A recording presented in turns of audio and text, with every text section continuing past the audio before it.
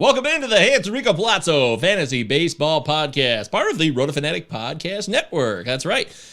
It's a pleasure to have you aboard. We are live on the air in certain realms, such as Twitter and YouTube and Facebook Live. That's right, of course. So it's a pleasure to be live. And for those of you that are hearing this in podcast form, thanks for listening. Always appreciate it. Don't forget, you rate us 5 stars on Apple Podcasts. Always makes the show more accessible to others. And we'd like to think that's a good thing.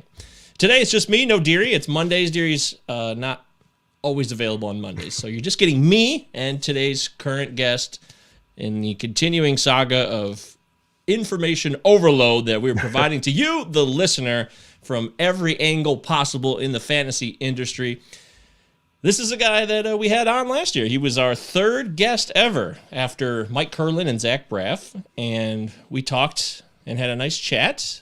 He thinks he talks too fast, but that's his own opinion. It doesn't mean it's true. This is somebody that we have used, and I've referenced a lot. I've used his stuff a lot on the show. We've referenced your Stomper projections many times.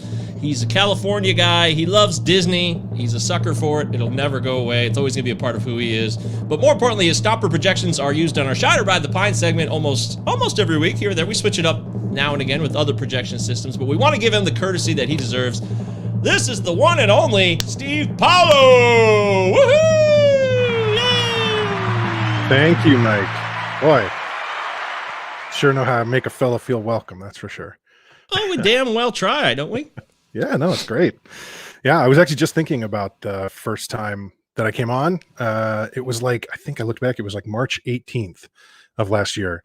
So I think, the basketball, those NBA games had gotten postponed, but none of us really knew the extent to which the proverbial shit would hit the proverbial fan in the coming months and the rest of the year. So it certainly is a different world than when we last chatted. So that, I would say, is an accurate assessment, Steven. No doubt about it.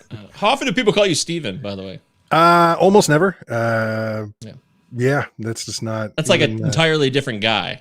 I guess, yeah. Like there's another Steve at work who I have in my day job who I have to interact with on occasion, and for better or for worse, he goes by Steve as well. But the HR department set up all of his email and everything else like within the company as Steven.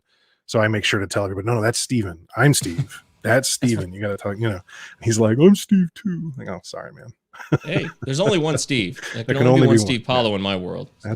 That's right. That's right, Spaniard. Watch out. Woo! Hey, glad you're aboard, Steve. We're going to talk about baseball, believe it or not, today on the show. We're going to break down some out there takes, our insane fantasy takes. That's something we like to throw at you once in a while, and I think that's a good song. I love it.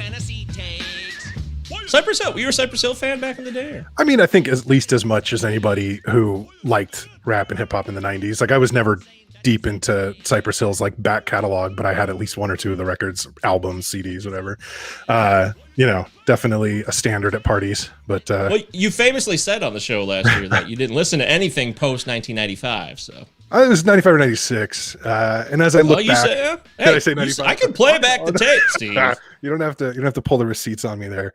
This isn't a Housewives reunion. But I think that if I really look back, it's sort of what I most listened to. Even today, it's basically my high school years. I think you and I graduated the same year. So it's like 94 to 98 sort of covers most of the music that I still listen to today. Everybody does those Spotify end of the year. Hey, what did you listen to the most? Playlists and stuff. And, my number one artist last year in the year 2020 was Toad the Wet Sprocket. So, that's right. I think I remember that. Yeah, that's awesome. That's still what I do. Hey, I did All I Wanted, a karaoke once, so that was a there you go. Time, so. Very good song. I sang it for a girlfriend at the time. So. Oh, it's kind of tough. It's kind of high pitched, so I didn't quite hit all the notes. So. Yeah, that's not an easy singer to mimic. It's like I would never do Guns N' Roses karaoke because like you're just never gonna get it right. That's so funny. I actually is one of my standards was November Rain. I'm not kidding. Okay, so it's weird. I can actually hit those. I don't know why. Darling, when I hold you, don't you know I'm here to sing? Kind of like an Axl-ish type thing. No, that's good. And I think that song, being the ballad, being a little moodier, that would do it. I think it can be harder to hit, like Like Jungle, when he gets way up on Jungle, like, exactly. that's impossible. I'm not gonna be able to hit that. So. Paradise City, everybody loves singing it, but nobody does it well, you know? No. Some reason I always did, November Rain reminded me of middle school dances. And of course. It was a long, winding ballad of our time. So yeah. I still say that if Guns N' Roses had released those two albums, Use Your Illusion 1 and 2, as like a single record, if they just had the best songs from those two albums on a single album, like that would have been the rock album of not just the decade, but like, potentially of the 20 or 30 years surrounding it. Like it really could have been amazing. But I think there was a lot of fluff in between the good songs on those albums. So they hurt themselves by making it a double album. I think it's not a shocker to say that at that stage in their career, there was a lot of hubris to go along with all of the drugs and whiskey, So I think that they pretty much thought that they could do no wrong and then proved themselves wrong. They did. You're right about that. It's hard to see the big picture when you're so famous and everybody loves you. So right. I understand what you mean. I'm looking forward to the opportunity to talk about these things with you on today's show. We're, of course, like I said, part of the Roto Fanatic Podcast Network. Check out rotofanatic.com. We got the week that was. It's a Monday we're recording on. It's a holiday. It used to be President's Day. Is it not President's Day anymore? It is. It's President's Day. Oh, okay. It used to be someone's birthday, and then they changed it to President's Day? Well, I think it we used to celebrate, when I remember as a kid, we used to celebrate both like Washington's birthday and Lincoln's birthday separately. And then I think at some point, possibly to make room, to make way for MLK Day, instead of adding a holiday, because you can't give people more time off. That would be socialism. So instead they combined Lincoln's and Washington's birthdays to just President's Day. So I don't know when that happened. I think we were like young when that happened. I'm not sure. Yeah, I don't care really either. It's more than we care to even talk about it right now. That's funny. Right. But just beware what topics you get me on, Mike. I'll just blabber about any topic. So you gotta watch. Clearly, that's what I'll do too. So I like talking to you, Steve. It's fun. We have a good time here on the show. And Hey, it's Rico Palazzo Fantasy Baseball Podcast. Like we said, check out The Week That Was, written by Dave Funnell. He's an excellent writer. He was 7th overall in TGFBI last year, by the way. And people don't know that. That's a nice finish. I mean, incredible. I would kill for that finish. I think I was 250 or something. I think I was. Yeah. I think if I remember correctly, I said I was in the top half of the bottom half. So I guess the middle fourth, right? Like. Yeah, I said I was in the top end of the lower third. So pretty much, exactly. We're all rationalizing the best we can here. Exactly. You and I did not do well. That's really the key. No, but I learned a lot. I learned a lot. In fact, what is the one takeaway for you for this year? What you learned from that last year? Yeah, I think so. That was, like you, that was my first attempt, both at NFBC. It was my first attempt at, an industry league with any kind of overall component. I, for a few years, have been in the Real Fake Dynasty League with a bunch of the people from Friends with Fantasy Benefits and a few other groups. And, but that's a relatively small league. I think there's like 20 of us. This was like a whole shocker of like changed kind of thought process. I think one of the things that I realize is the construction of the draft like makes a much bigger difference. I'm used to punting categories. Like basically I'm used to like, I know that other people are better than me in lots of ways. So I feel like if I, instead of concentrating on 10 categories, if I say off the bat, like I'm going to punt average or I'm going to punt saves, hopefully just one, but if it has to be, make it only one batting and one hit, and one pitching, then I can at least concentrate on other pieces. And, sometimes stolen bases sort of gets easy to punt. If you don't get one of the speedsters early, do you really want to chase speed late at the detriment of power and average and everything else? Yes. But I realized when you've got that overall component, like you can, but you're not going to do well, right? You really can't punt a category. So that changes my thoughts a little bit about really concentrating on what ends up hard to find at the end of drafts and really making sure you get that at the beginning. And I'm playing around a little bit in some of like the NFBC 50s and stuff with like how to do that. Right. Cause like because I think what a lot of people will agree that two of the hardest things to find late are speed and average, at least for hitters. And so like in the last NFBC 50 I picked Mondesi in the second round, which I'm sure lots of people will boo hiss Mondesi in the second. I did that in the cut line I did Saturday night. Okay. No joke. Yeah. I took him second. I was like, I'm not going to get speed again, and there won't be this. I just won't be able to get that kind of speed again. So I just said, screw it. I'm going. Well, that's the thing. So I started with Acuna. I had the 101. So I started with Acuna, and then at the very end of the second round, so that 2-3 turn, I took Mondesi. And then Kershaw to sort of start my pitching. But my thought process was, okay, if Acuna gets steals, like that's part of his game, you know? And then if I've got Mondesi, who's clearly, it's like him and Trey Turner, and then everybody else is in like the 20s and below. You know, so I kind of thought, well, I know Mondesi is not going to hit more. You're lucky if you get 250 out of him, right? A 250 batting average. That was a good year. So I just tried to. That's fair. Yeah. Yeah. It's you're not getting much out of it. If you're counting on anything over 250 from Mondesi, you're just kidding yourself. But yeah, you don't have a lot to support that. Yeah, no, you might go with your gut, but yeah.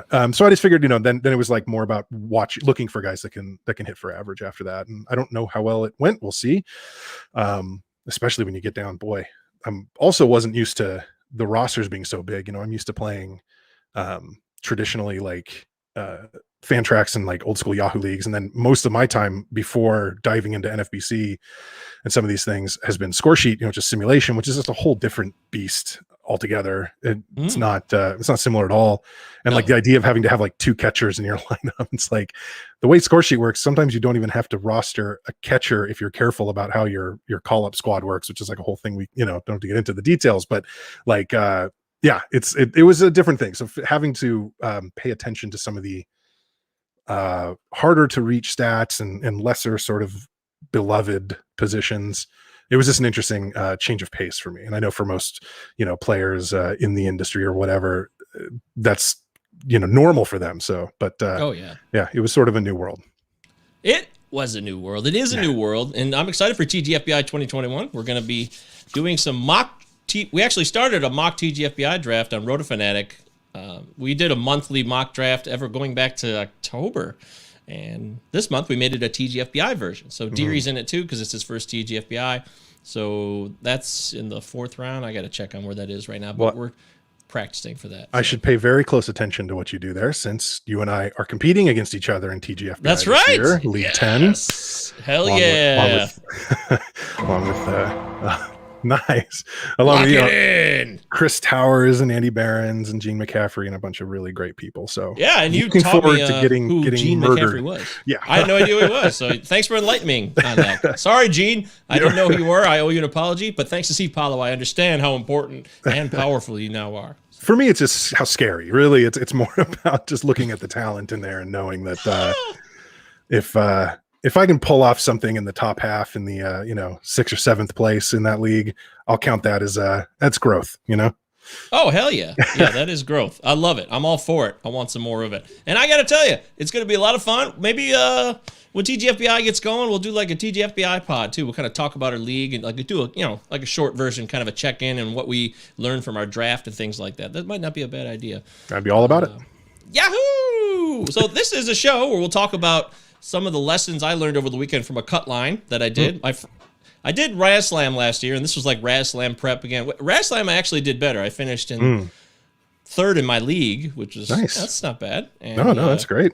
And I missed both fab periods. So if only, who knows what I could have done if I would have maybe added to my roster. Fab is a whole beast when you're not used to doing it, especially when I got tripped up, I think, I was in Raz Slam as well last year and also did 200th or something, nothing special. And I think I missed one of them too because it came out of nowhere, and it's one thing when you kind of have to deal with it every week. So it's on your mind. Oh, Sunday night, I got to do this, and then it was like, oh crap, I don't even remember. I gotta look at who's available, because it's like the guys that you were looking at in your TGFBI fab run for the week, like they're available, but so were all the guys, going back weeks and months and whatever. And the short season just, I think, threw everybody off too. But yeah, I'm in Raz Slam again this year. We'll see how that goes. But yeah. Well, the thing is, it has 2 periods, and right. It's not like the weekly Sunday night fab. There's only 2 of them in the season, and then you get cut down from there. And cut line, for those of you who don't know, it's basically best ball points league, but it has these cutoff points where you get put into like a consolation bracket at a certain point. It's essentially like a playoffs.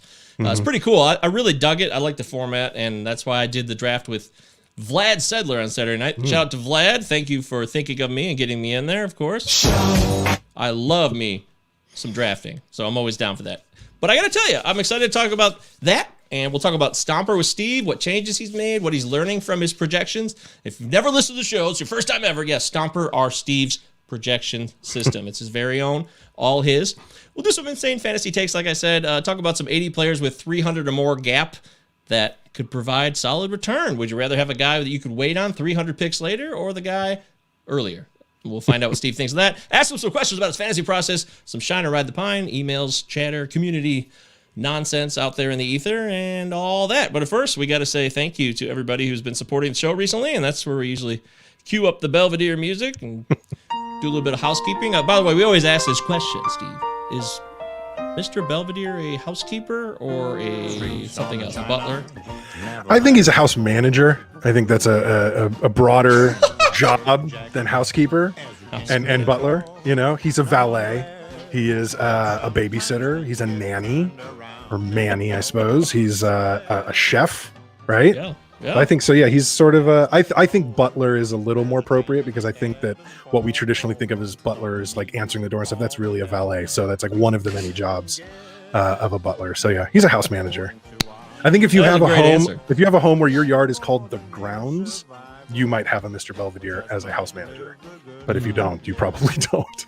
Do you have one of those, Steve? No. I live in a townhouse with my wonderful family. I actually have grounds, but they're not like my grounds necessarily. We have a lot of space though. There's a couple acres here, but I'm renting. I don't even own this house, so they're definitely not my grounds. Gotcha. But I want to shout out to everybody who's been really supportive over the last week or so to the show. All the guests last week, thank you so much. It was wonderful to have everybody on. Triple Play Podcast, Doug Ishikawa, Vlad Sedler, Sarah Sanchez, Rotosaurus. By the way, the Rotosaurus guys were also saying something that you mentioned earlier about how difficult it is to find average late in drafts, and that was something you can go back and listen to if you want to compare to what Steve said and what they said. Those episodes are all available on all standard podcast platforms, Apple Podcast, Spotify, iHeartRadio even. I hate iHeartRadio, but we're on there, and that's just how it is. So there's pretty much isn't a place you can't find us anymore. And if you want to watch these live streams like we're doing now with Steve and I, you can do so on our YouTube channel. You can just go over to YouTube and type in Palazzo Podcast, and you should be able to find it. All of our past live feeds are just stored there, nice and simple and easy. And I also want to thank Mason Dodd. I know this is a lot of thank yous, but it's got to be done. Mason Dodd, thank you so much. I was on his Fantasy Flock, which is a YouTube channel. It's called the Fantasy Flock Network. Check out his Fantasy Baseball Fantasy Flock channel, where I did 5 videos on various topics, like first rounders to avoid, late round targets, starting pitchers to target, all kinds of stuff. So if you want to see me in video form talking with Mason about that, it's basically just me talking for 12 minutes. They're not very long. I would recommend you check those out. And lastly, everybody was really kind over the weekend on the videos, and I want to say thank you to everybody who supported some of the recent videos that I do on Twitter that are silly and stupid, and they're just there for your entertainment, and that's it. So thank you so much. I mean, people have really nice things to say, and I guess the video got a confirmation from Mike the Mouth. He will be on the show next week, so I don't know how that's going to go. But I didn't know did you know who Mike the Mouth is, like, from a while ago? Or I had no idea who he was until, like, a couple weeks ago. Right. So, and he's like, why don't you call me up and we'll talk? So we talked today, and I guess he liked what I had to say, and he put me on his list. He's like a legend of the NFBC world, so it's going to be fun. I'm looking forward to that. So thank you to Mike the Mouth for taking some time. He's supposed to be like kind of a hardcore, kind of an asshole type dude, but I think it's all in good fun. I don't really think it's that serious. So thank you, everybody. Thank you so much. And thanks to Sam FBB from Saturday night. We had a great talk about fantasy baseball. He's a great guy in Seattle. Follow him on Twitter. I strongly recommend it. He's not somebody that everybody knows, but Sam is someone that deserves your attention and time at SamFBB numerical 1 on Twitter. All right. Well, I could do more, but we'll stop there. That's enough. Why don't we get the show rolling in something we like to call leading off?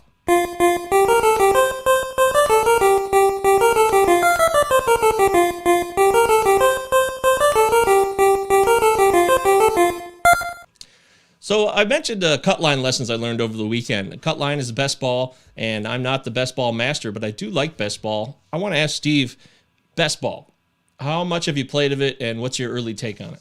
So I do actually kind of a lot of best ball.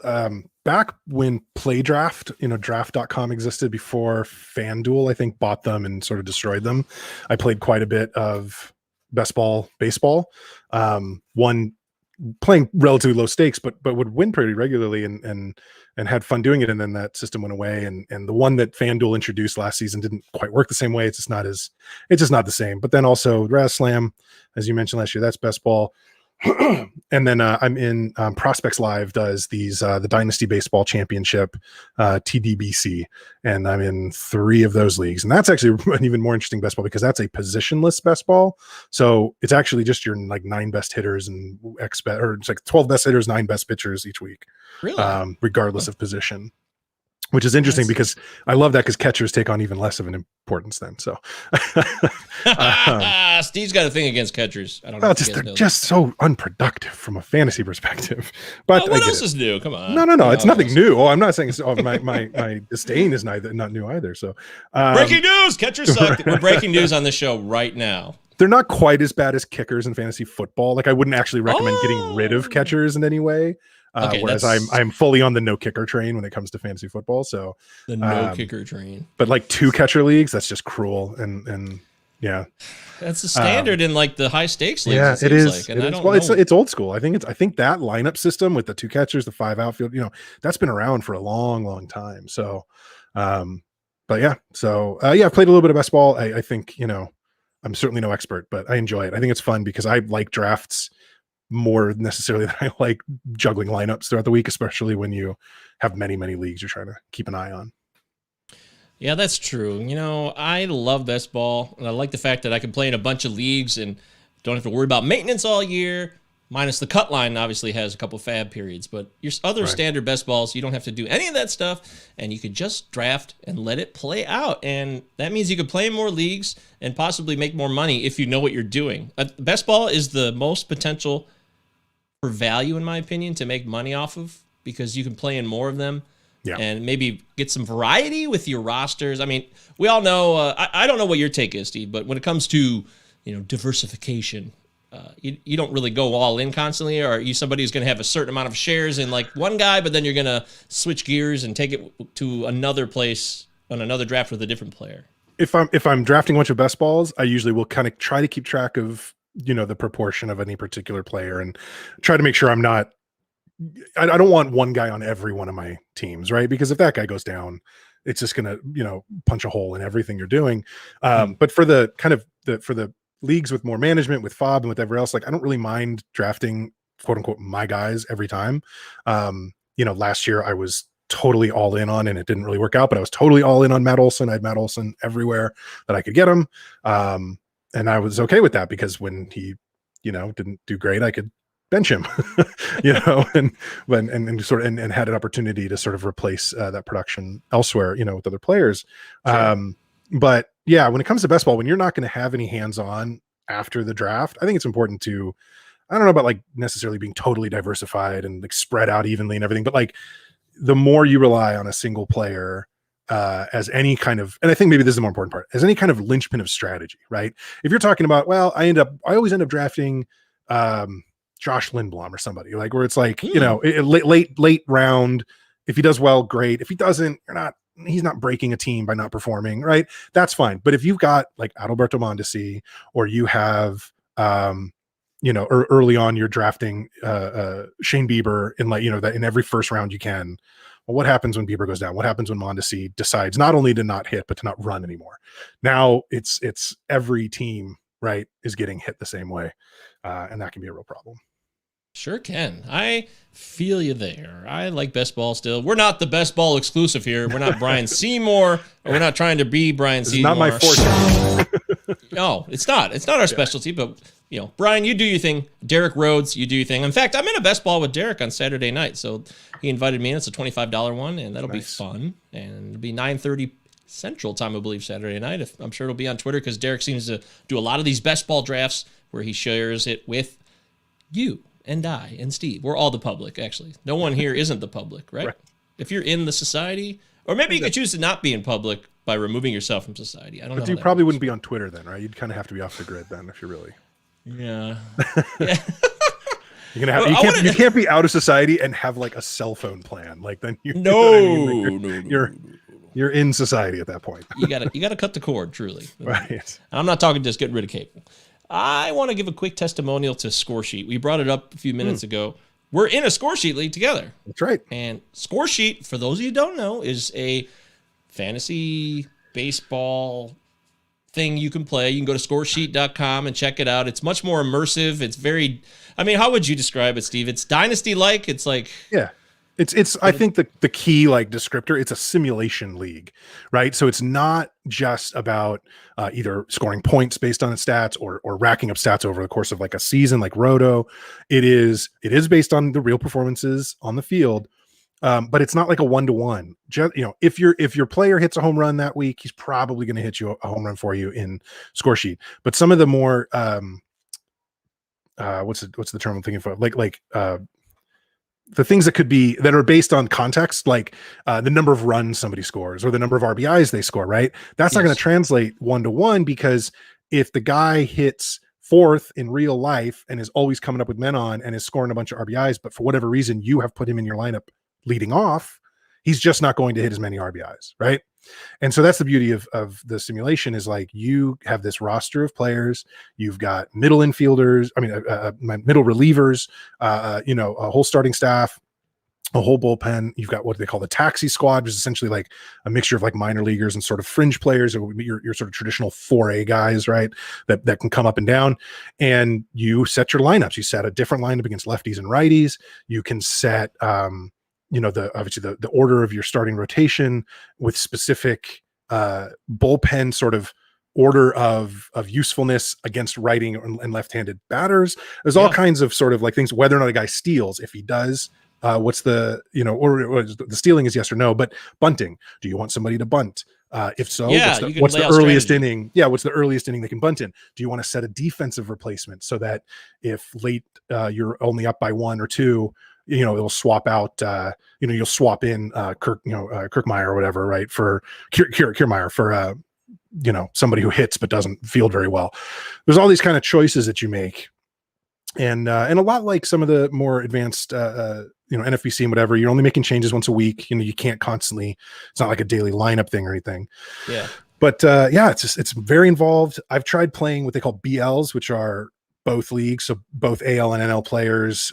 Very, very large player pool at that point, because you're dealing with the entire farm system of every one of the major league, and I can't hack it. So we're in an AL only together. I only play AL only in Scoresheet just because, as an A's fan, I tend to just be more familiar with the players in the AL. Hey, I got Chris Bassett on my team. Woohoo! Bassett's gonna have a hell of a year, like just that's for sure.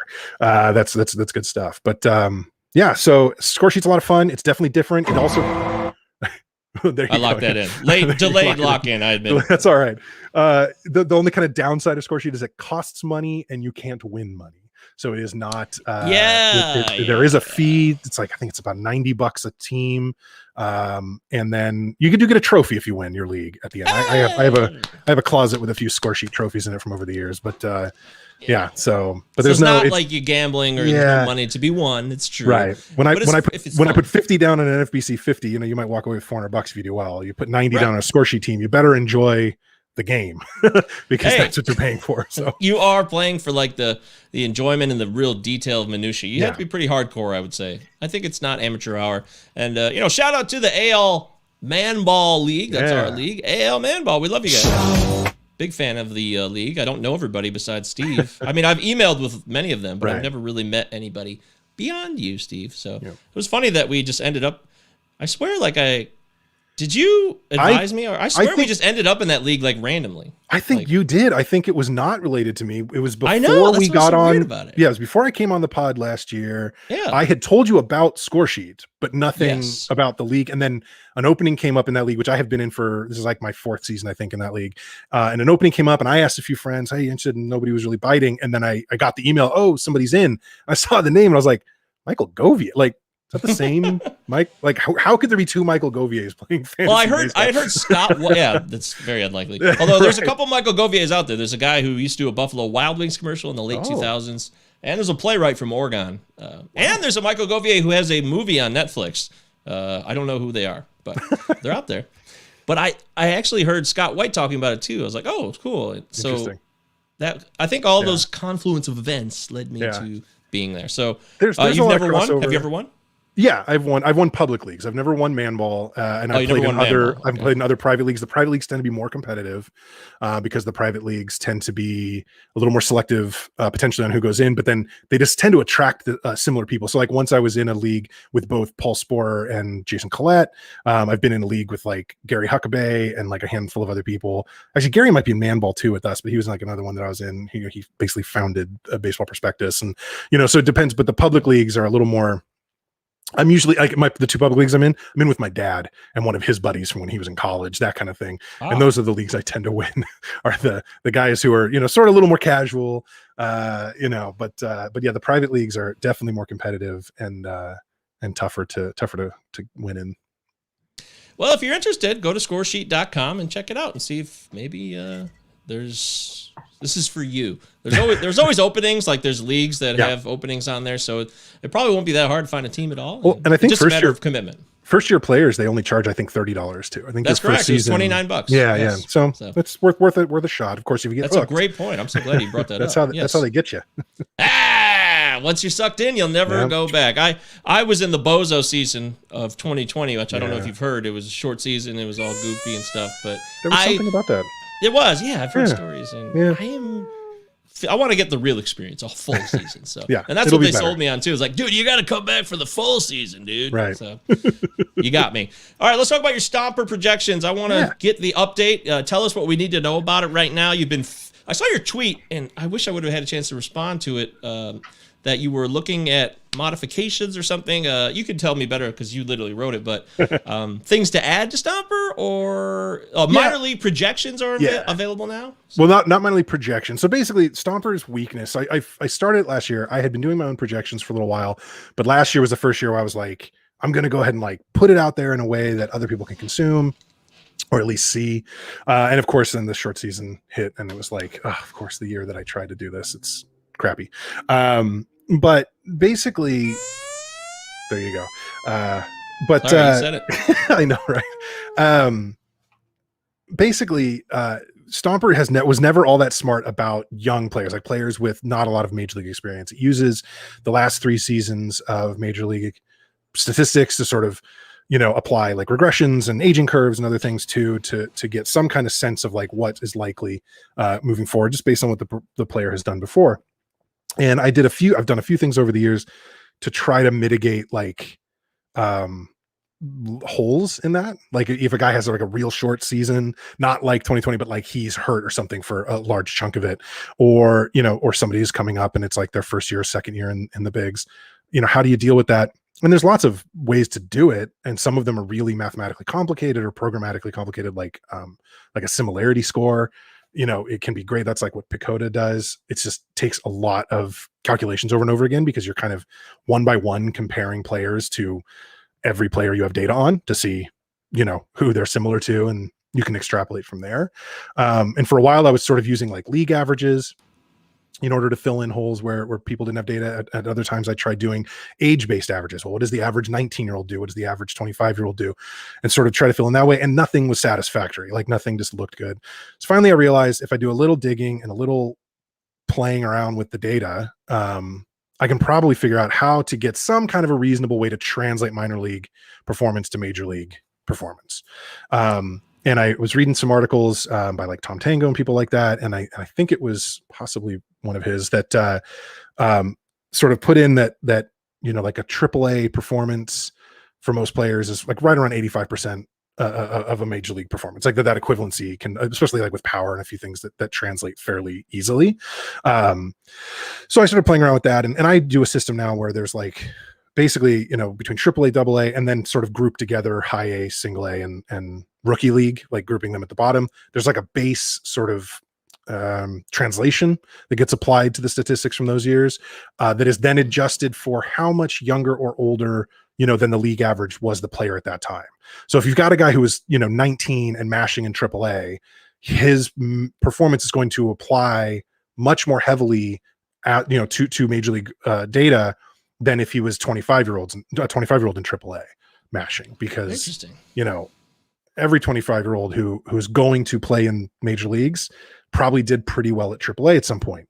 And that's not a 1-to-1. The pitching is significantly less. But if you're 19 and you're killing it in AAA, that's a special player. We know this, just that's not somebody who, that's not a fluke. You know what I mean? Like nobody lucks into 25 home runs and a 310 average at AAA at, 19 or 20 years old. And I'm not even sure those are off the top of my head, but like, you know what I mean? Like that kind of thing. So the system now is a little smarter about that. And I think because of that, there are performance projections for people like Luis Robert and Trent Grisham and Brian Hayes that are a little more realistic. Like the first time I ran through, a lot of those guys I had terrible projections for. I think Robert was projected to hit like 190. I'm like, that's ridiculous. He's not going to hit one. Like he wouldn't be allowed to hit 190. He'd be back in the minors if he hit 190. That's silly, And then I tweaked it the other direction, and Brian Hayes was going to hit 340 because he hit like 370 last year in 90 at bats. It's like, okay, well, good for him. That's awesome. He obviously can hit. But like the idea that he would hit 340 over the course of a season is laughable, So, but now those numbers are a little, those numbers are a little more reasonable now that I've sort of tweaked this and gotten to a point now where I've got Hayes hitting 277 and 519 at bats, which I think is, maybe a little low for him. It might be a little conservative, but I'm okay with conservative. Same thing for Luis Robert. I got him hitting 266 in about 550. So again, those are probably a little on the low side, but the whole point behind Stomper is the idea that everybody regresses. So every big performance you kind of have to assume won't necessarily get repeated. But I build in things like this minors to majors age thing and a general age progression that sort of continues to increase good stats and decrease bad ones as players get older until about 27 to 30. So the young players get a little boost, but generally people regress. That's why it's called regression to the mean. So that's why regression is right there in the name of Stomper. So, wow, that is that's impressive, man. How long does all this stuff take? I mean, it seems like so much work. I remember I saw the screenshot of the running of the Stomper projection. It takes 15 minutes, you said? Yeah, that's the actual the process, which is, I've got all of the data in a sort of data warehouse that I keep for myself of everyone's past performance. And so when that thing that you saw on Twitter goes, what it's doing is grabbing that information, which is very fast, grabbing for the last 3 years, doing some basic calculations on the past stuff to find a basic projection, then adding the regressions, adding the age progression, doing a handful of other little tweaks that I've decided over the years or over the months of playing with this version of it are necessary. And then it goes through and it goes through evaluating all of that. And the evaluation is the tough part because it has to kind of run through, you have to like run through everybody to figure out like a Z-score. Then you have to run through everybody to figure out their net Z-score based on the actual fantasy relevant set of players. Then you have to run through it and look for auction value, to translate like net Z-score to a dollar amount, and then run through it again in order to get what I call the draft value, which is those green and red boxes on the Stomper thing, which sort of show you based on their ADP and the rank that Stomper has, are they a value pick or are they sort of a negative EV pick? So it's like there's a lot of stuff goes. That takes about 15 minutes. As far as how much work it is, couple hours a night almost every evening for several months is probably how I would describe it. So yeah, mother of God. It's not quick, but it is, luckily for me, it's stuff I enjoy doing. So I will sit with my wife, we'll watch TV after the kids go to bed, and I'll just have my laptop out and just whether I'm playing with some kind of new piece for the front end, like a filter, I've added some like leaderboards and a player search and things, or if I'm tweaking the back end actual algorithm, which I think I'm pretty much done with. I think for this year, I don't think there's going to be major changes to the algorithm. I think now what I'm looking at is there's a handful of things I'd like to add to the front end. I'm considering how to display what I'm calling like a recommended round for players. So the idea would be if you've got a 10, 12, 15, or 20 team league, because I feel like that covers the vast majority. There are bigger leagues and there are smaller, but most mixed leagues are going to be 10, 12, 15, or 20 players, teams. Where should you be looking to pick up this player? Yes. Based on a combination of their ADP and what Stomper thinks that they'll do performance wise. And I'm working on, for that one, the kind of challenge is not the calculation. That's relatively simple. It's how do you display that in that table in like a reasonable way, that's easy to see, that doesn't clutter it further, because there's already a ton of data in there. I've got ADP and auction value and stuff. Well, thank you. I work hard to try to make it reasonable. I try to make it look nice. It cuts out the hitting stats if you're only looking at pitchers and vice versa, just to try to make it a little more reasonable. And it's as mobile friendly as I could make it without, spending a ton of time tweaking things. So I just want it to be useful to people. So what is the bottom line use then? What do you truly think is the use to people? Oh, I think that if you don't make your own projections, this is yet another data set for you to take a look at. So if I think everybody needs projections to do some amount of their draft prep. And if you are Dave McDonald and I'm not saying Dave doesn't use projections. I'm not going to get into that because I know Dave's listening or will be. He's not anti-projection, and I wouldn't say he is, but obviously he has a skill set he has built up over years and takes a lot of time to like study tape, study players and all that stuff. If you do that, you're probably better off than anybody that's just going to like use a projection set blind. But if you don't have the time for that, if you're a player who just doesn't have the time to do that kind of stuff, well, now you've got another set of statistics and opinions that you can use. That's either going to make an analysis paralysis problem where now you've got too much data, which it's like, well, okay, ignore it. Or it's another arrow in the quiver. It's another thing to use to look at and to either justify your pre-existing sort of notion or find a needle in the haystack and find a diamond in the rough. So, wow. Okay. I like using your projection systems for shine and ride the pine, but truthfully, I really don't use projection systems much else in my own experience either. I think it's for people who need a barometer if they want to be like, well, I really don't know what to expect from this player. What's somebody I trust think? And if that actually came up in my mind, I would go to your page and use Stomper, but I just think they're a little more unique and a little more aggressive. Some of the projections seem to be a little more conservative, and I kind of like the way that when I do look at a projection from you, I'm like, oh, this seems totally reasonable. It doesn't seem outlandish either. I just think It makes a little bit more sense. I think that's my goal. I think if like the best compliment would be that the projections Stomper puts out are surprising without being shocking, I guess, right? Like I don't want it to be like I'm saying Ronald Acuna is going to hit 220 and have 14 home runs in 600 PA. It's like, that's just dumb. Like this is not going to happen, right? But some other like little weird ones. I mean, like, we're going to get into it later, but yeah, there's a few players where I think like, okay, well, look, I'm not doing anything to these projections that I'm not doing to all of them. So based on past performance, here's a player, that I think is going to do some special stuff this year, and right or wrong, we'll see. But but the key is like they are objective in that I'm just treating every single player in the pool. I've got projections for over 1,000 players. I'm treating them all exactly the same, and just using their history, especially now that I've gotten rid of any notion of like league or age-based averaging. It's just based off of their performance, and they're all being tweaked the exact same way based on their age and everything else. Let's see where the chips fall. So right or wrong, I love chips. Yeah, delicious. But right or wrong, it just means that I can feel confident that like it's not my biases coming into it. So well said, sir. Well said. I support it. Like I said, I don't always use them, but whenever I use a projection system, Steve is my go-to projection systems expert, and I want to thank him for explaining it and giving you guys some insight on Stomper. Go check it out, please. Go check it out right now. All you got to type in is STOMPER. Projections. StomperProjections.com. Oh, you know what it is? It's like saved in my bookmarks, I think, so it's not fair. Sorry. You're right. Yeah. You're right. StomperProjections.com. Yep. StomperProjections.com. That's right. All right, cool. Well, let's have some fun now, because I know we haven't been having fun. This show has been terrible. Drag. Mike, what are you doing to me? I don't know why we ever agreed to do this. This is a huge mistake. This is President's Day. This is supposed to be a fun party day. What are you doing? Right. Yeah, that's what that was a good one. All right, this one's called Enrico's Inquisition. We're going to ask Steve a bunch of silly stuff. So strap in, Steve. Here we go. Bryce Harper or Lenny Dykstra?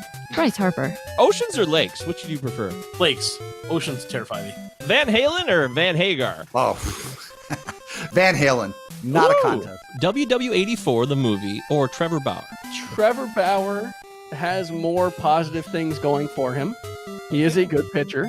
Nelly, get ready for some doozies, because it's time for everybody's favorite part of the show, Enrico's Inquisition. That is correct. Now, Steve is going to be stepping into this. This is obviously a segment we didn't have last year. I don't even No, I'm psyched. This This is like definitely, this is the part I'm ready for, man. This is. He even let's do took it. your hat off. Wow. Oh, That's man. Well, intense. it's getting a little warm in here, but yeah. Yeah. Look at that. You got that A's. You still got that A's jacket back there. I feel like Yeah. I've seen it before. So. Well, it's the World Series champions jacket. So it's got all the World Series patches on the arms. Holding on to the past. Huh? I have to. I'm an A's fan. What else we got? That's on Hey, that I'm a topic, by Tigers the fan. way. That's all we got. Listening to you and Vlad talk about 88 Dodgers and Gibson and stuff, I almost Oh, crashed my car the other day because it may not be something Vlad's thought about since in a long time. I still have nightmares about the look on X's face when that Yes, happened. because we talked about that last year's show. I that was definitely so remember that. rough. So rough. I wasn't Oh. thinking of you at that point. I apologize. I should have No. been. I should have been thinking of you. Look at what you did. But by the way, this is the official podcast for fantasy baseball of Russell Crowe. And Right. we always want to remind people that, yeah, this is important. Russell Crowe has given us his blessing. This is his fantasy baseball podcast of choice. So right off the bat, we want to know, do you prefer Survivor or Master and Commander? So this is fun because guess what? I really have never watched either of them. I've never seen Master and Perfect. Commander. I've seen like 2 or 3 episodes of Survivor, never got into it. Based solely on quality of gifts, etc., that I've seen on Twitter, definitely Master and Commander. Wow. Dude, that is... I got to say, the Survivor stuff, I just don't get it. I never did. I've But I'm never not a got reality into TV guy, so... See, but I do like reality TV, but I like reality TV mostly where it's competitions of professionals. So like, for instance, like Top Chef, where it's somebody who has like a skill, that Apprentice? they do. Well, there's that. Yes. Apprentice. But yeah, talented people doing what they're talented at in a competition. I'm cool with that. But Survivor, yeah, it's like Amazing Race. I never got that one either. I don't get it. Oh, yeah. Or whatever. I just think it's all contrived bullshit. It's always been contrived, and it's not reality TV. But maybe that people don't care; they just want to be entertained. So, Yeah. Doug, I know Doug Ishikawa is a big proponent of Survivor, and even Russell Withers, who was our go-to for all these wonderful Master Commander Palazzo gifts. I love them; they're so Done a great job. funny. Yeah. Every time I see one of those, I laugh. The one with me. where Russell Crowe and Paul Bettany are playing the violin and the cello together, and that's me and Deary. That was so good. It was so good. So, but Russell likes Survivor a ton, and he's flying the Survivor flag. So that's Oh boy, that's tough. That's tough for me. it's right in the feels. It does. But is it Disneyland or Disney World for you? Oh, Is it- Disneyland. not even close? Oh, not even remotely close. There's 2 reasons. From a non-practical reason, it's the only park Walt Disney ever set foot in, right? It was his park. He actually had an apartment there. He lived there. And my love of Disney is very much a love of Walt Disney, the showman, the businessman, etc. And Disney World, from a practical standpoint, I've been to Disney World many, many times. I proposed to my wife there. We went, we've gone there a few times, whatever. And Wow. yeah, like it's huge, which is awesome because there's tons to do. Great. But it's also like everywhere you want to go, you're getting on a boat or on a bus or on a monorail, or now they have this SkyTram thing that I haven't had a chance to try yet, but you're always getting on some mode of transportation to go somewhere.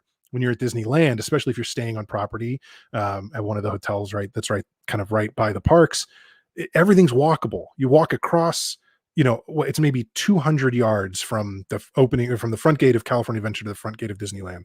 And the whole shopping dining district is downtown Disney is right there. It's another 200 yards to the left, right? So everything's right there. You don't have to go anywhere. It's all accessible. It's easy to go in from one park to the other.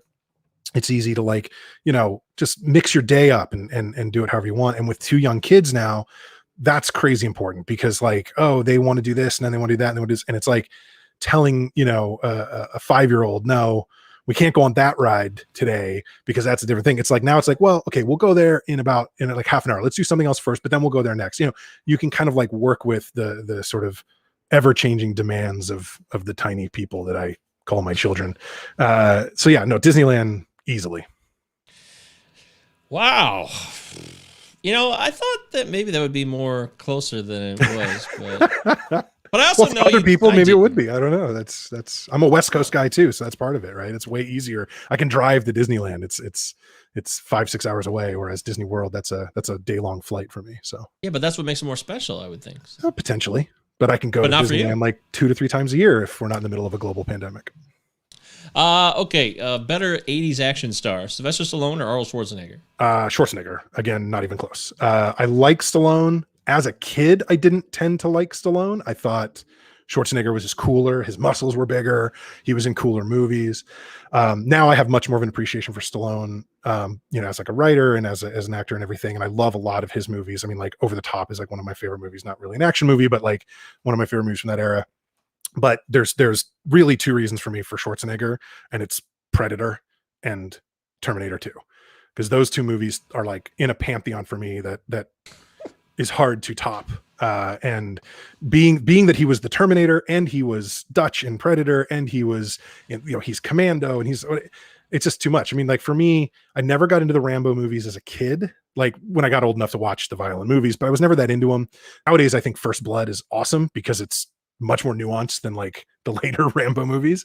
I would agree. Yes. Mm-hmm. And I like the Rocky films, but it's not really action movies. And those are good sports movies with a drama element to them. So for me, definitely, like Demolition Man notwithstanding, because that was pure brilliance, but Love Demolition Man. That's a great movie.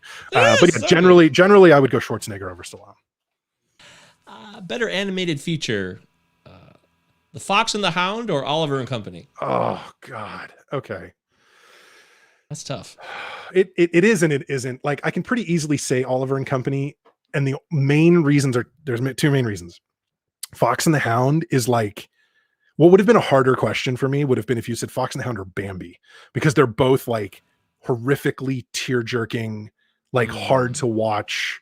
You know what I mean? Like that kind of thing. I'm not going to show my kids those movies until they're like teenagers because they just can't take it.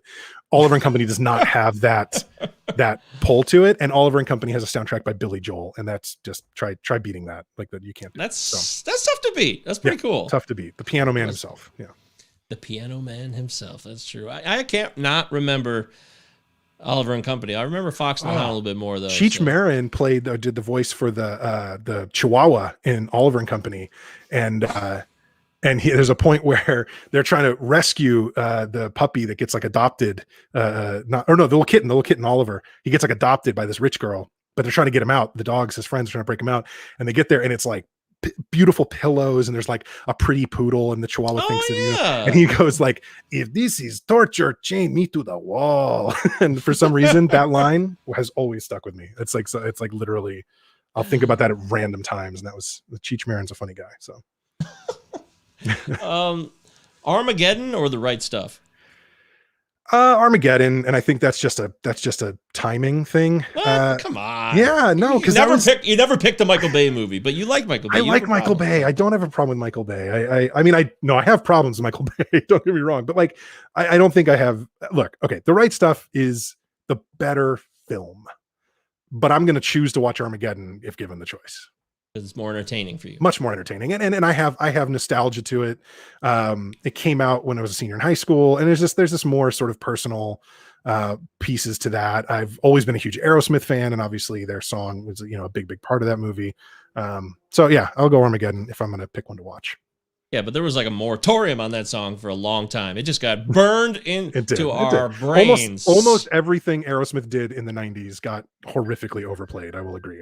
But their 70s and 80s stuff is still awesome. Yeah, it was probably their biggest, poppiest run was the 90s. Yeah. Oh, yeah. As soon as Glenn Ballard got involved and they did get a grip, yeah. That's true. That's a good point. What about, we always ask this one, sliders or curveballs? Yeah, and I've been listening to a bunch of your shows, and I know almost everybody says curveball, and sorry, I'm going to say curveball as well, because Barry Zito's curveball is like the prettiest thing I ever saw in my life. Like, it would fall off a table like nothing I've ever seen. Just the perfect 12-6. And I think I don't remember who, because I've been listening to a lot of your show lately, catching up, and somebody said something about how curves from lefties just look better on TV, and it's absolutely true. I think that's why Kershaw's curve is so beautiful, and Zito's was the same way. Man, Zito's getting so much run on this show. It's so great to see. I like it, Barry Zito. I always thought he was a great guy and a good pitcher and underrated at times. And he got kind of screwed by that contract, made him look like a bad guy or something because he couldn't quite live up to it. But he kind of lived up to it. So he was weird in all the fun ways, though. He's like one of those guys like harmlessly strange. You know what I mean? And I always like that when people are like that. Harmlessly strange. Yeah, he was a big. I remember he also played music a lot. Guitar. Yeah, that's right. So yeah, I like guys that are varied like that. They have a lot to offer. I don't know how this one's gonna go, but okay. I do know that you like Disneyland. So yeah, Pirates of the Caribbean or Peter Pan's Flight? Oh, Pirates. They're both great rides. Peter Pan's an interesting thing. If you actually go to Disneyland a lot, especially with kids, Peter Pan has this reputation as being, and it's a well-earned reputation, as being one of the longest lines in the park. It's got a combination of everybody loves doing it. It's a fun ride. It's got that overhead track, and you fly over London, then over Neverland. It's really great effects, but it's a very slow loading ride. They pull one little pirate ship up, you can put 2 or 3 people on it, and it goes off, then they have to pull the next one up, and it's sort of this, it's continuous, but it's very slow. So you can end up waiting 45, 50, 60 minutes to ride Peter Pan unless you get to it right when the park opens.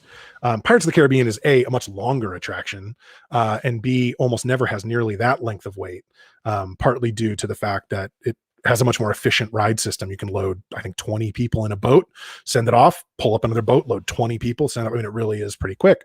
And it's the big kid version, I mean, all the dark rides are essentially the same idea. There's animatronics, lighting effects, things that only work because the rest of the room is dark. If it was well lit, it wouldn't look impressive, that kind of thing. But Pirates and like Haunted Mansion are sort of the more grown up, more mature kind of themed versions of those. And your Peter Pans, your Snow Whites, your Pinocchios are sort of the more kid versions. And I love those too. They're a lot of fun. Family Guy or The Simpsons? The Simpsons. I used to love Family Guy. I haven't actually watched either of those shows in years. And I know The Simpsons is still on, which is crazy, but I grew up watching The Simpsons. I mean, they started, what was it, 88, 89? I mean, so long ago. And when they were part of the Tracy Ullman show, it was just like a little shorts. Yeah. It became the show. Yeah. I definitely didn't really watch that, but I remember watching, I think, Santa's Little Helper, right? With the Christmas episode where they get the dog from the dog track. That was like the very first episode. I remember watching that on TV with my parents, the family sitting around Sunday, after dinner. And The Simpsons was like, that was destination viewing for my family for many, many, many years. And then Family Guy, I've always enjoyed, but I don't know. I guess the shtick of like, hey, here's a funny thing I'll say, and then here's a flashback. Like that just gets a little tired after a while, I guess. I don't know if they still like everything's a flashback, but probably. I haven't watched it a long time either. Yeah. But they're both good shows, but I think The Simpsons. I don't know how the show could change. It seems like that's their MO. And finally, for love or money, Steve? For love. I mean, that's, like how can if you have nothing, I mean, and I'm saying that in the most general sense, like not, you know what I mean? Like if essentially, if you don't have something to care about and for, what good is money? It's just sort of hollow. It totally sucks to have love and no money too. Like that's not fun. Like you need money to like pay your bills and put food on the table and stuff. But if you have to have just one or the other, I think that's the way to go. There it is, right from his mouth. Steve Paulo has given you his true feelings on a myriad of topics. And, I got to say, I wish we could do more of that, but sometimes that part of the show gets too bloated and it's got to kind of keep it a little tighter. No problem. There's so much to cover and so many other things I want to learn from you and people want to know about from you on the Hey, It's a Rico Palazzo Fantasy Baseball podcast, which is part of the Roto Fanatic Podcast Network, which also includes Matt Williams and the Turn 2 podcast. And you can check that out. New episodes usually come out on Tuesday. And we have our rankings out. I update my rankings every week. It's part of the job. It's just what you got to do. Rankings are kind of lame in a sense. I know some people prefer tiers. Like Vlad said last week, tiers are better.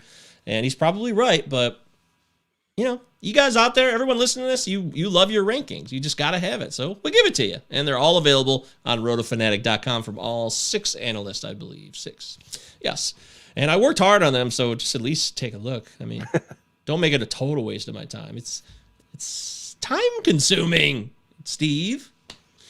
It's not if you have everything done by an algorithm, because all my rankings is literally everybody's value in order, and the value is based on standard 5x5 scoring. I've got some Excel issues, okay? I admit that. I do. Although, Paul Mamino, shout out to Pete Mamino, he's our guy. He puts it all together, and it all seems to make sense, and I just don't seem to be able to do it properly.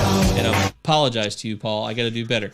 There's a way where I could probably just make it a lot faster instead of changing everything bit by bit. I'm a fool, and I admit that freely. And I want to give a shout out to Yancey Eaton's. Well, the Eatons, really.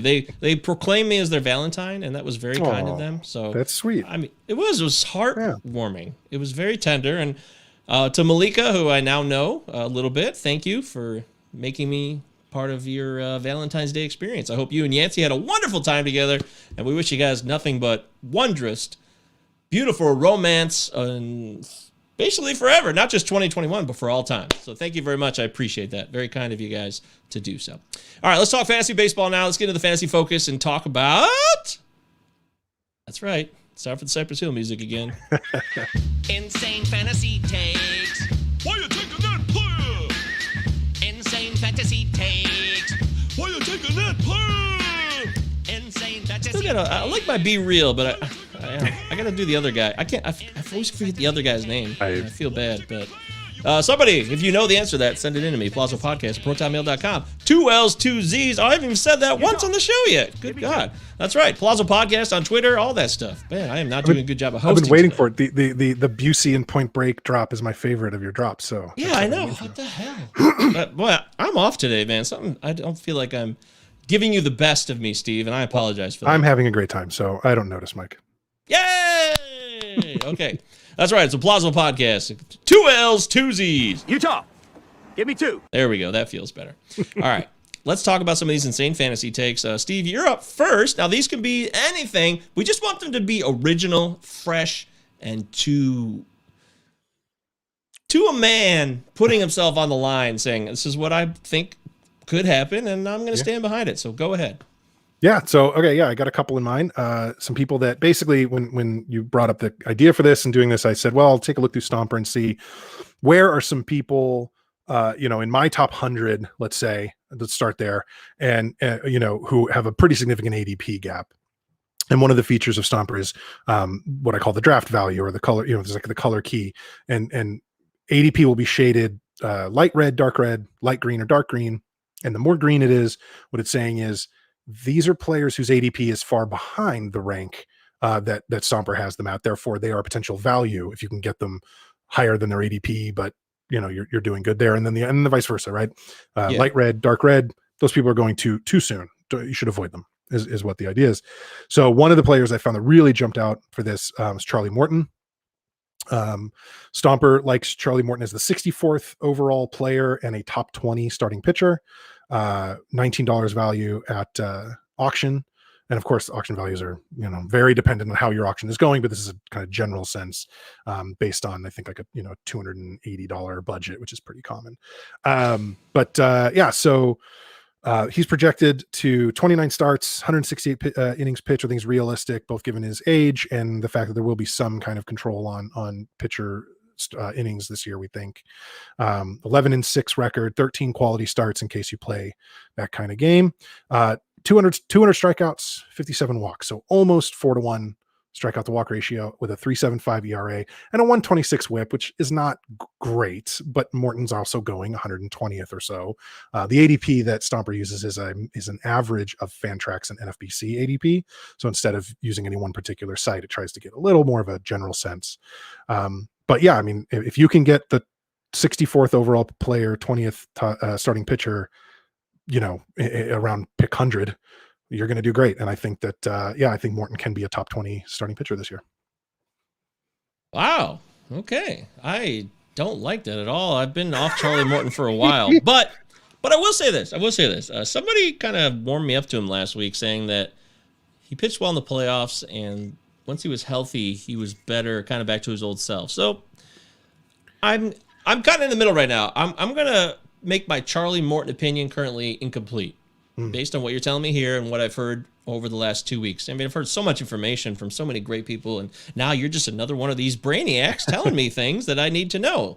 So I'm going to retract my Charlie Morton fear and get back to you on this. That's how I feel about that. That works. For me, I'm going to say that now, this is deep. But I think that Adam Eaton will lead the White Sox in runs this season. That is my take on here. That is my crazy, insane take. I'm blowing people's minds. I just think Adam Eaton is in prime position to take a lot of production in all different areas. Runs, home runs, RBI, everything. He's going to do it all. He's going to be hitting 2 in that lineup. I'm going to lock in 100-plus runs easily. And I know Tim Anderson is the run master on that team, but I really think that Adam Eaton can lead the White Sox in runs in 2021. So mark it down. That's interesting. You want me to respond, or do we just You can do whatever you let that want. go? Yeah, I think Eaton's obviously an interesting guy. I think that he's always felt like an underperformer. It's always felt like he should be doing more than he's done Yes. at times in his career. To me, I think that projecting 100 runs for a guy who's done it just once is a little risky. Well, it's insane fantasy takes. That's Steve. right. Yeah.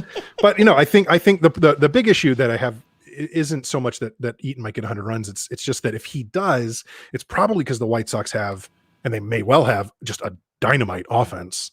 And so if he gets over 100 runs, what are Eloy and Robert and Anderson going to do? What's Jose Abreu going to do? Yeah. And obviously those guys are going to benefit from RBIs and stuff if Eaton is scoring at that clip.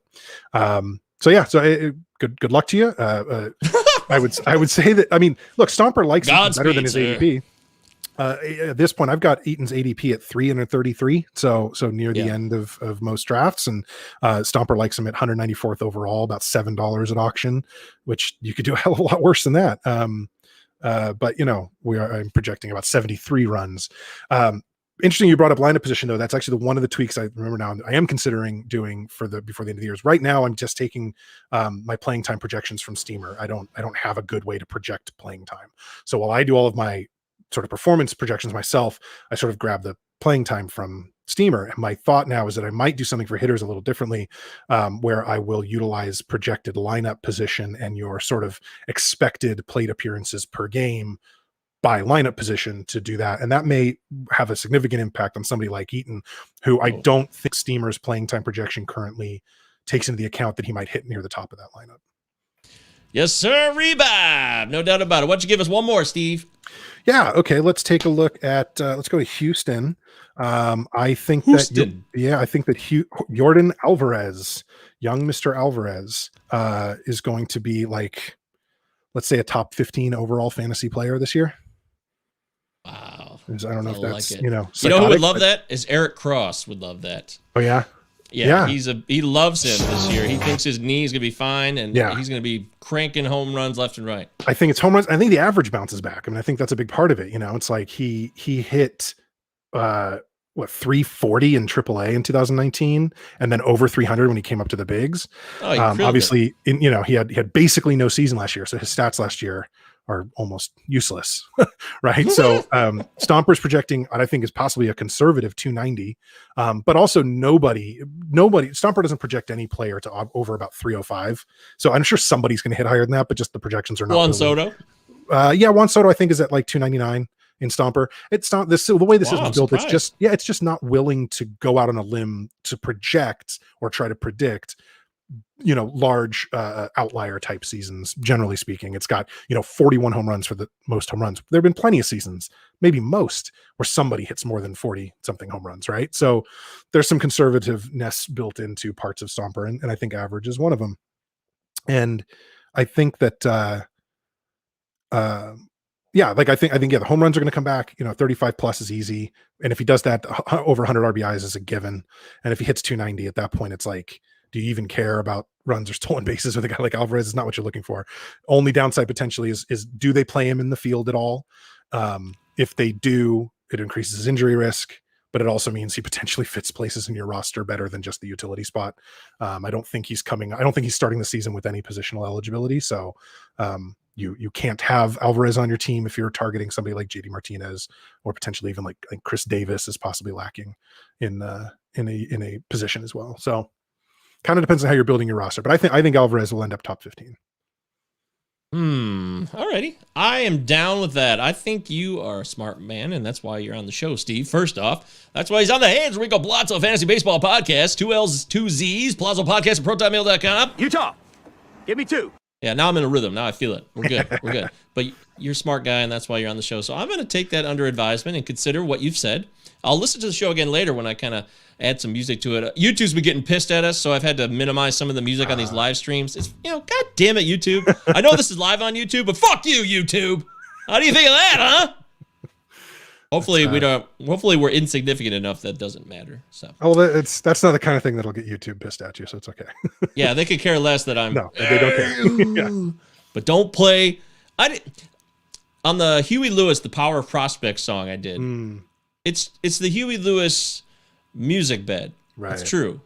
Yeah. It is. So it's not like a karaoke version of it. It was actual instrumental version. And that seems like clear, fair use, right? Because if you're adding yeah. a whole new set of lyrics on top, it's a different song. That's Nope. fair use. Somebody and struck. It's derivative not. It work, wasn't a. yeah.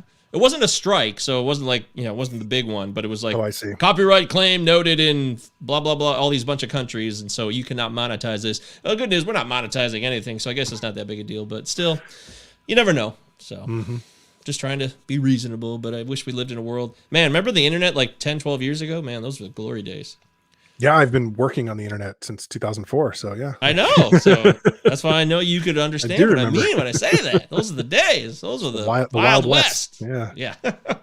Oh, Jinx, you owe me a Coke. Okay. Next up is ADP stuff. ADP is Kyle Tucker, top 30. Should I pair chart with Mondesi? Max Muncy? Should I wait on closers or draft Ryan Presley? See, that is not something we've been stricken with. So I don't know what the deal and that's is a there. great one. Yeah, I like kudos, man. The music in this show is ridiculous in all the best yeah. ways. I love music. It's fun. That's If we great. can incorporate music and talk about fantasy baseball all at once, I think that's a good day. All right. Now, these are radical. I admit that freely. In today's version of our ADP segment, we're talking about 300 or wider gaps between two players. Okay. And which one would you really rather have? And Okay. this first one I know is out there, but they both have outfield eligibility, so I put it on there. Would you rather have Dominic Smith, where he's going now, which, by the way, we're using ADP since February 1st on NFBC.com, in case you want to follow along and be like, oh, hey, I didn't know what you guys were up to. So we'd like to make sure people know what kind of ADP references we're using. February 1st to today, and this is on NFBC.com. Would you rather have Dom Smith, or would you rather wait 300-plus picks for Gregory Polanco? Like, if you could, and we're talking an outfield here, obviously not the first base area. So. Yeah, no. I think that's a good question. I think if maybe it depends a little bit on how my roster is being constructed. Yes, it would. That's fair. That's yeah, fair. I mean, because I think, look, neither of them are like a superstar in anywhere, but like Smith's going to get you that average we've been talking about that Polanco won't. And I think that's baked into the ADP, right? Like Smith's a little bit more of a well-rounded player except he doesn't have any speed. So if you are looking for speed, then Polanco is on your radar as one of those late round guys that you can get where, yeah, you're going to get maybe 10 stolen bases, but you're going to take a hit in your average. So there's kind of like that. I think that where we're talking, around 100 versus around 400 something. I got him at 497 on NFBC. Oh, wow. Okay. All right. So way even down higher. there. Yeah. So Polanco's basically free. I think I'd take Smith. I think the combination of average and power, I think I'd take Dominic Smith. But what about playing time, though? I mean, it's a major issue. No DH, unless you think there's going to be a DH still. Well, I think that equally affects both of them because I think that Polanco would get time with Pittsburgh at DH if there's a DH, and he would, but like he's got nobody coming up at Pittsburgh has nothing. If the one thing Pittsburgh has, in my opinion, is they have playing time ready to go for guys like Polanco and Hayes and some of the main players. At this point, Stomper's, because Stomper's projecting 115 games for Polanco, 129 for Smith. So that's kind of a wash. Wow. Okay. Yeah. Well, I know Polanco's, perpetually injured. So that's right. fair. I think that's what's baked in there. Yeah. Yeah. And I think, at 220, like again, projecting 224 average, 18 homers, 8 stolen bases for Polanco, 267, 22 homers and basically 0 stolen bases for Smith. I think I'd rather have the average than the speed, even at that ADP.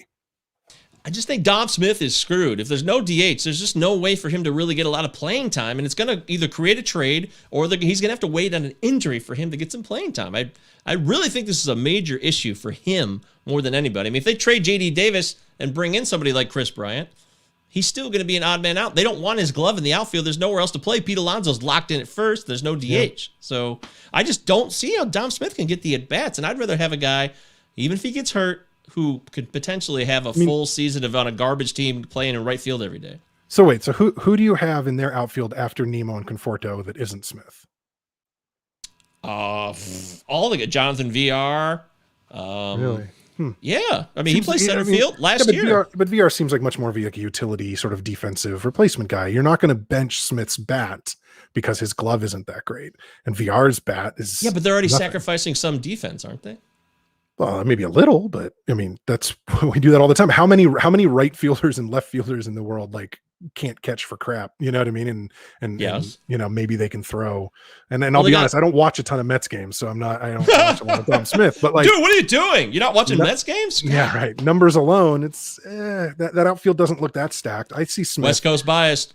possibly, but I think Smith starts in the outfield with Conforto and Nemo, or Nimmo. Dude, I'm telling you, with Almora and VR there, and they have Khalil Lee now. I mean, he might not be ready, but he's in the mix.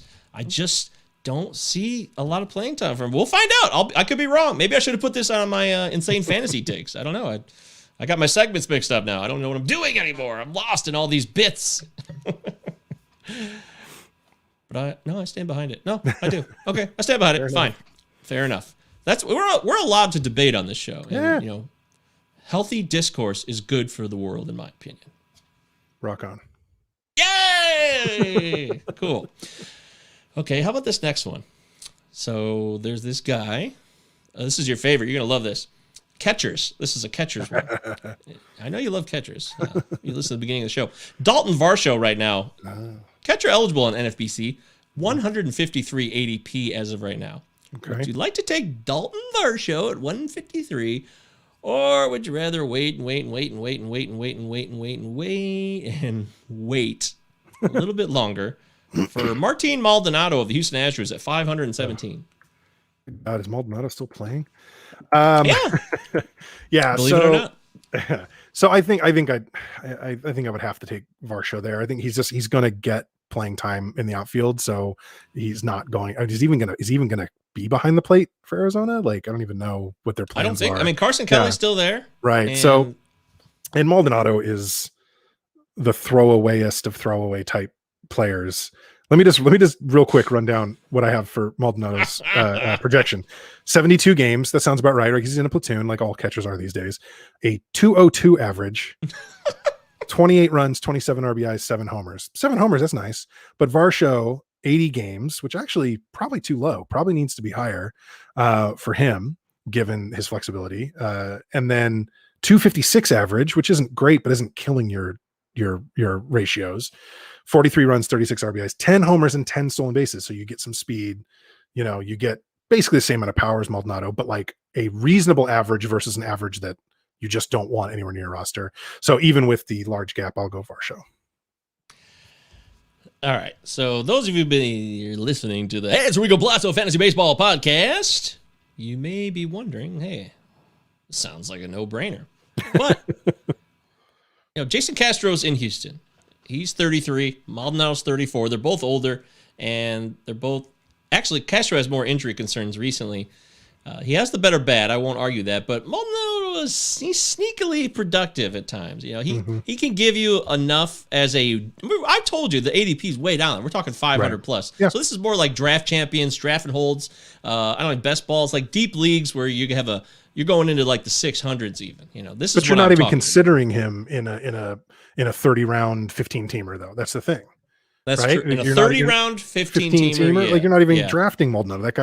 That's a guy that you pick up for $10 of fab in week 4 when you realize one of your catchers got hurt and it's like nobody else wants him. So you bid $11 because somebody else is going to bid 10. So you try to be sneaky, and that's, you know what I mean? Like I don't see anybody who's drafting Maldonado. Like I've drafted him twice, by the way. in 50 round drafts though, right?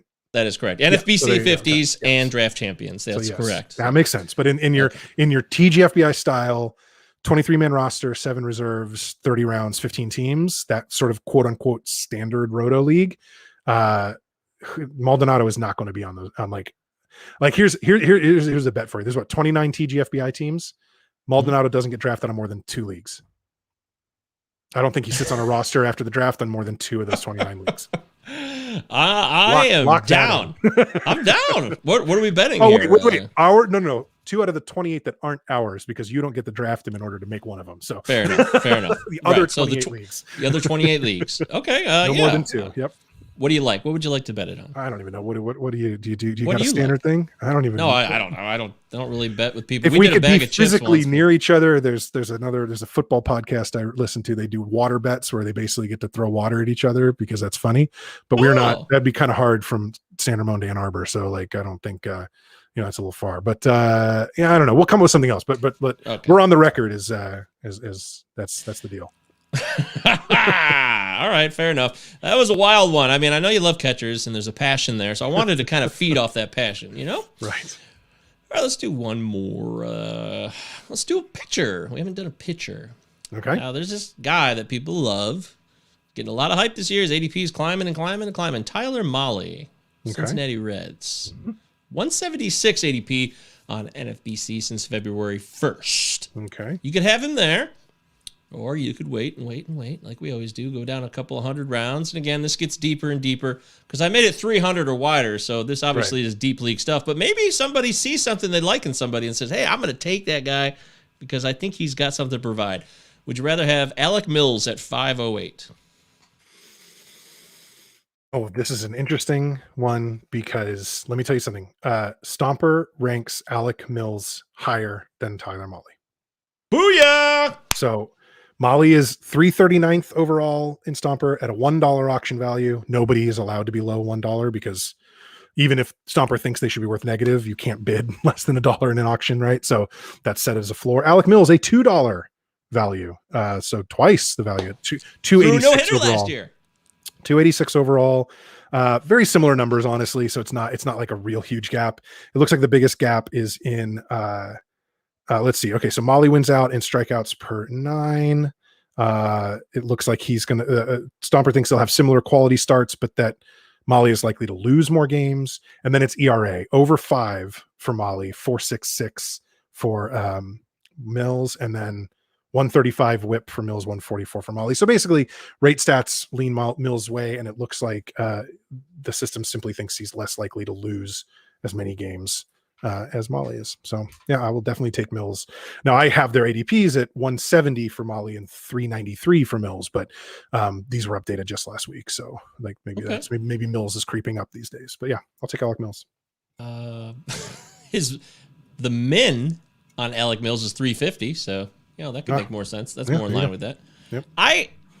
I think he's kind of undervalued. He's your classic guy that nobody wants because he's not flashy, like you said. There's no strikeouts or anything. Yeah. But he certainly is going to have a role because the Cubs, shipped Darvish off and their rotation has opportunity. And he was already in the rotation, so I don't see why he would leave the rotation. I'm not here to make this the official podcast of Alec Mills. We already have one official podcast name in sake. But, someone thinking about it, there's just value deep in the drafts and later, and people and ADP get caught up in these webs, Steve. And, it's like Lad was talking about, other people have talked about on the show, ADP. The Rotosaurus guy said the same thing. ADP is just a bit of a guideline. Don't let it make choices for you. Yeah. Yeah, and I think that's I completely agree with that, but I think that's why I do the shading thing that I do, because it's like it really only cares once, the dark red and dark green are more than 2 rounds or 30 picks, assuming a 15-round league or 15-team league. When you've got more than 2 rounds of disagreement between what you have to consider the masses, right? The ADP is sort of the opinion of the masses, and a projection system saying, well, I think this instead. That's worth calling out. Small differences don't matter. But this is an interesting one. I'm so glad this is Kismet that you brought this up, because this is one where Stomper is so in disagreement with the sort of conventional wisdom that it's interesting to look at and say, well, actually, like if you are drafting by Stomper projections, you wouldn't even be considering Mahle, because his ADP is half the actual rank. It's way out of whack with what Stomper thinks he'll do. All about value, baby. All about value. Okay, there's a little bit of ADP fun. ADP is built to the top 30. Should I pitch out with Mondesi? Max Muncy? Should I wait on closers or draft Ryan Presley? You're listening to the Hey, it's the Rico Palazzo Fantasy Baseball Podcast. Palazzo Podcast on Twitter. 2 L's, 2 Z's. Utah. Give me 2. PlazoPodcast@protonmail.com if you want to send us an email. We are working on creating a listener league, so I want you guys to all stay tuned for that. It's going to happen. I just got to figure out where and how, but we definitely want to get it rolling and make our debut and join the ranks of all the other podcasts that have their own listener leagues. I mean, you're not really a podcast until you have your own listener league. Am I right, Steve? I want in on that league too. So of course. I mean, yeah, you're definitely going to be in on that. No doubt about it. But now it is time to break down Steve's Fantasy Foundation. And this is a great part of the show for me because I get to really crack your head open and see what's going on inside of there. He's not going to sell the farm. Why always say this? He's not going to give away everything and tell us all his secrets, but he can give us another perspective from what I think is a pretty reputable fantasy player in Steve Paulo. So, Steve, this is the question we always ask first. What's the first thing you do when you sit down for a new year of draft prep? I mean, for me, it's going to be different, I think, than almost everybody you talk to, because for me, it's about pulling new data into Stomper and seeing kind of what gets spit out. I had to redo some of the software this year, so that was delayed a little bit, but usually I don't start a draft until I have like a reasonable sort of Stomper output. And even if I know I'm going to tweak some things, whatever, I want at least a baseline of like, does the top 10 pass the sniff test? Okay, then nothing broke. Let's continue on and project further. And so for me, that's the thing. And I think that similarly, the way that the listeners of your show who do not have a complicated piece of software that does this for them, it is in a sense, we all do rankings. Okay. I understand that that's different from person to person. And maybe it takes the form of literal, like, this person's better than that person who's better than that person. I want them in this order, and you're stringent about it. Maybe it's tiers. Like Vlad talked about. I heard him talking about tiers. He doesn't really do rankings, but that is a sense, in a sense, that is ranking. Or somebody like Dave McDonald, who I think has probably got his gut feeling on people. And there's I know what this player, like, I've seen the changes he's made, or the approach has changed, and this and that. So I think the first thing we all do is sort of rank the players. And for some people, that's going to be like real literal. And for other people, it's going to be real abstract. But you can't really go into a draft without, from the beginning, having some understanding of, your opinion on what a player is going to do. Because really, when you boil it down, we're not drafting players, right? We're drafting home runs and batting average and stolen bases and wins and strikeouts, right? And we have to rely on real human beings to provide those. And there are certain expectations we can put on people, but you can't go into a draft, like starting your first draft of the spring or whatever with like, well, I can't wait to draft Freddie Freeman because of all the stolen bases he'll give me. It's like, no, Freddie Freeman is going to steal 1 or 2 bases on pitcher indifference or whatever. You know what I mean? And it's not going to be like, he'll get a couple, but like, no, you're drafting Freddie Freeman because he's going to hit almost 300, maybe over 300. He's going to get you 100 RBI. He's going to get you 30 home runs, whatever. You know what I mean? It's like, and even if those numbers aren't what you think, if you think it's 40 homers and 120 RBIs, or you think it's a 310 average or a 270 average, like, the point is you think something.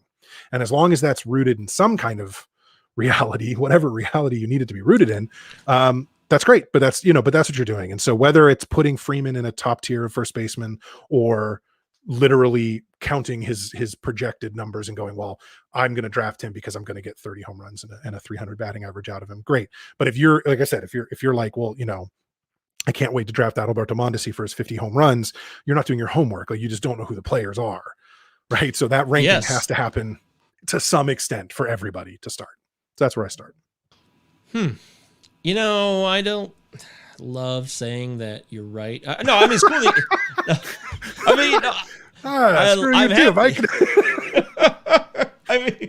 I'm happy to say that you're right, but the fact that you said that, yes, we are drafting stats and not players, and I don't like to look at it like that, but you are right.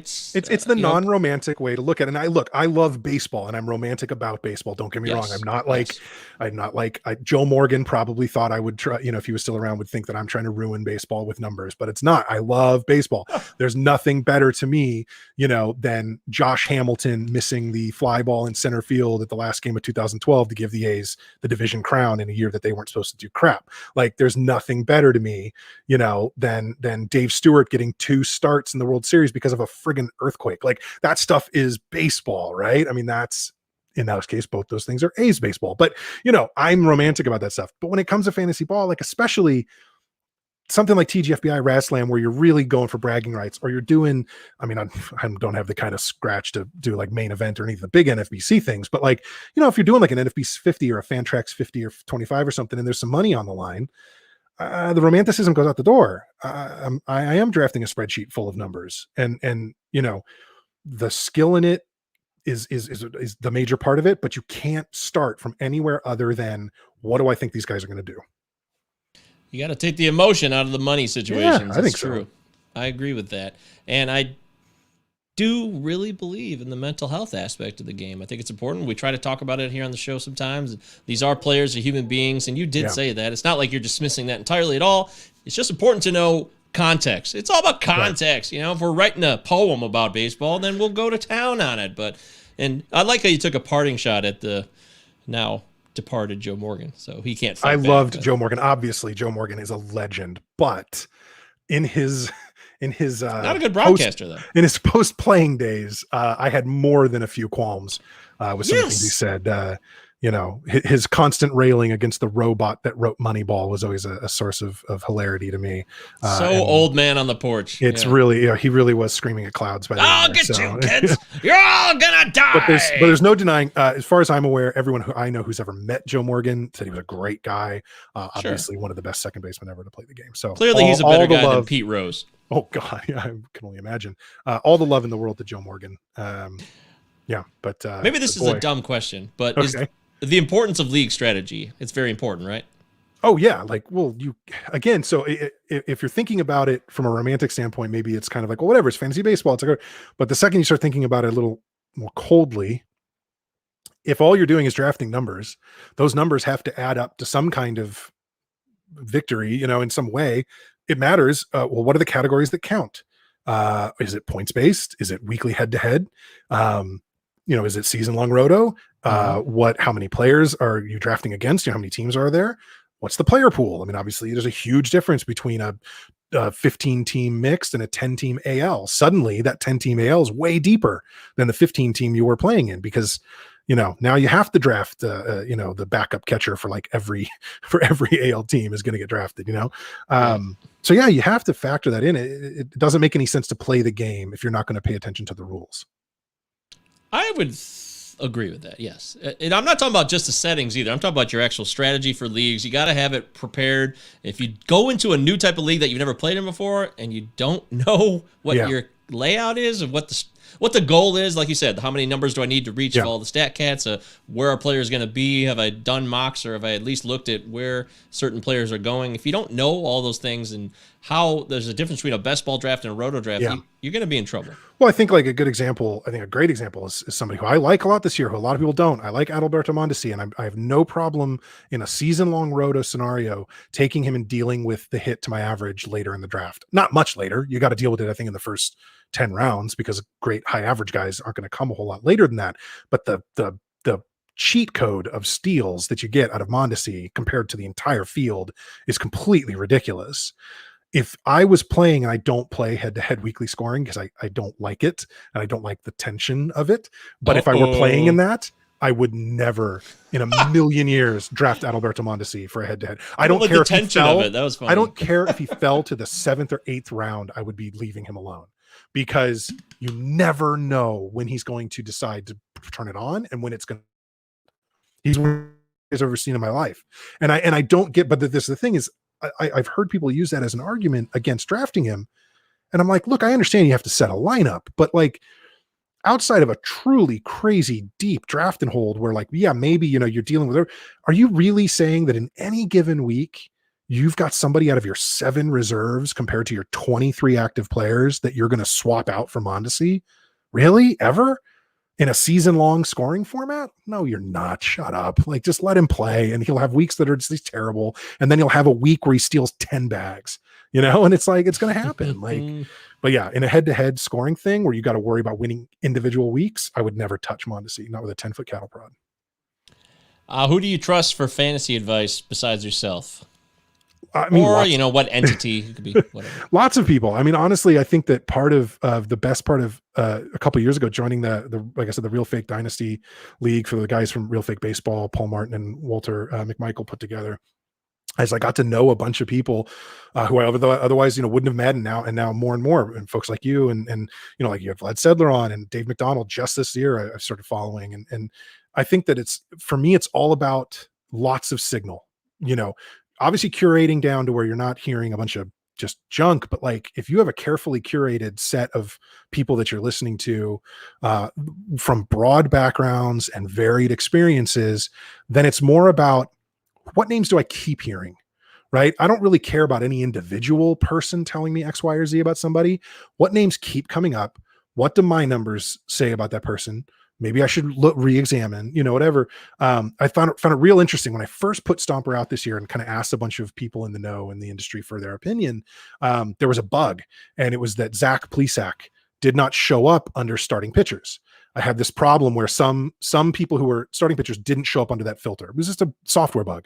But he was one of them. So one of the first, like 2 or 3 people, almost immediately after I said, here it is, I'd love for opinions, here's the first run of it. Justin Mason was one of them. A couple of people all said, you're missing Plesac. Where's Plesac?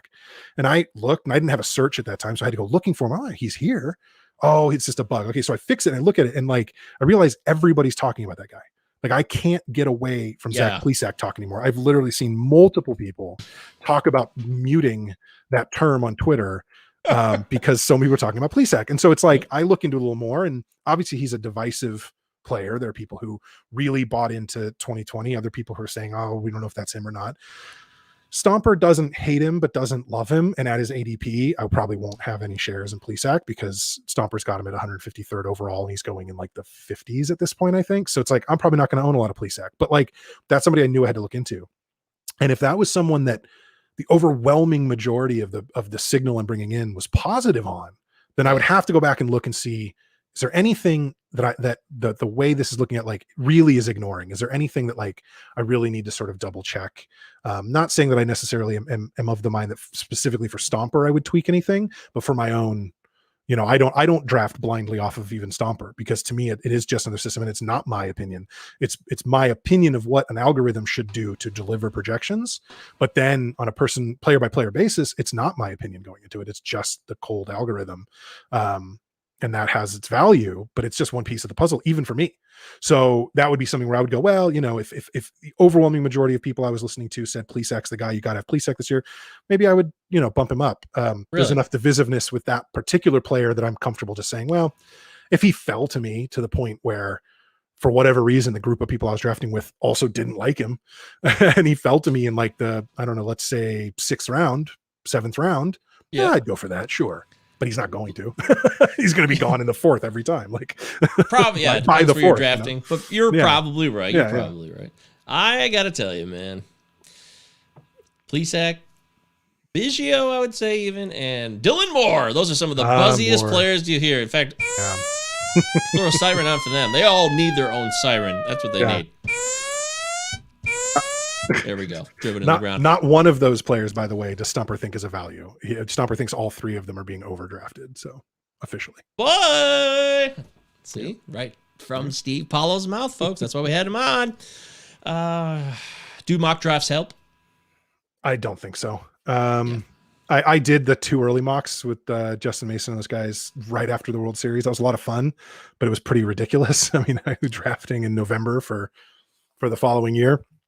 And that was fun just to get, just to be involved in that stuff. But some people are really drafting then, though, and they say they can get the value then. I guess I don't have that kind of crystal ball. So, but yeah, I don't really think. I think too many mock drafts people get screwy with. I think that your best bet is to draft in just some like lower stakes or like in a system that you're going to plan on playing more in, but just start small, even stuff that obviously is like free or whatever, but make it teams that you're drafting for real, and I think more importantly the other players are drafting for real, because that's the problem you run into is people not taking mocks seriously.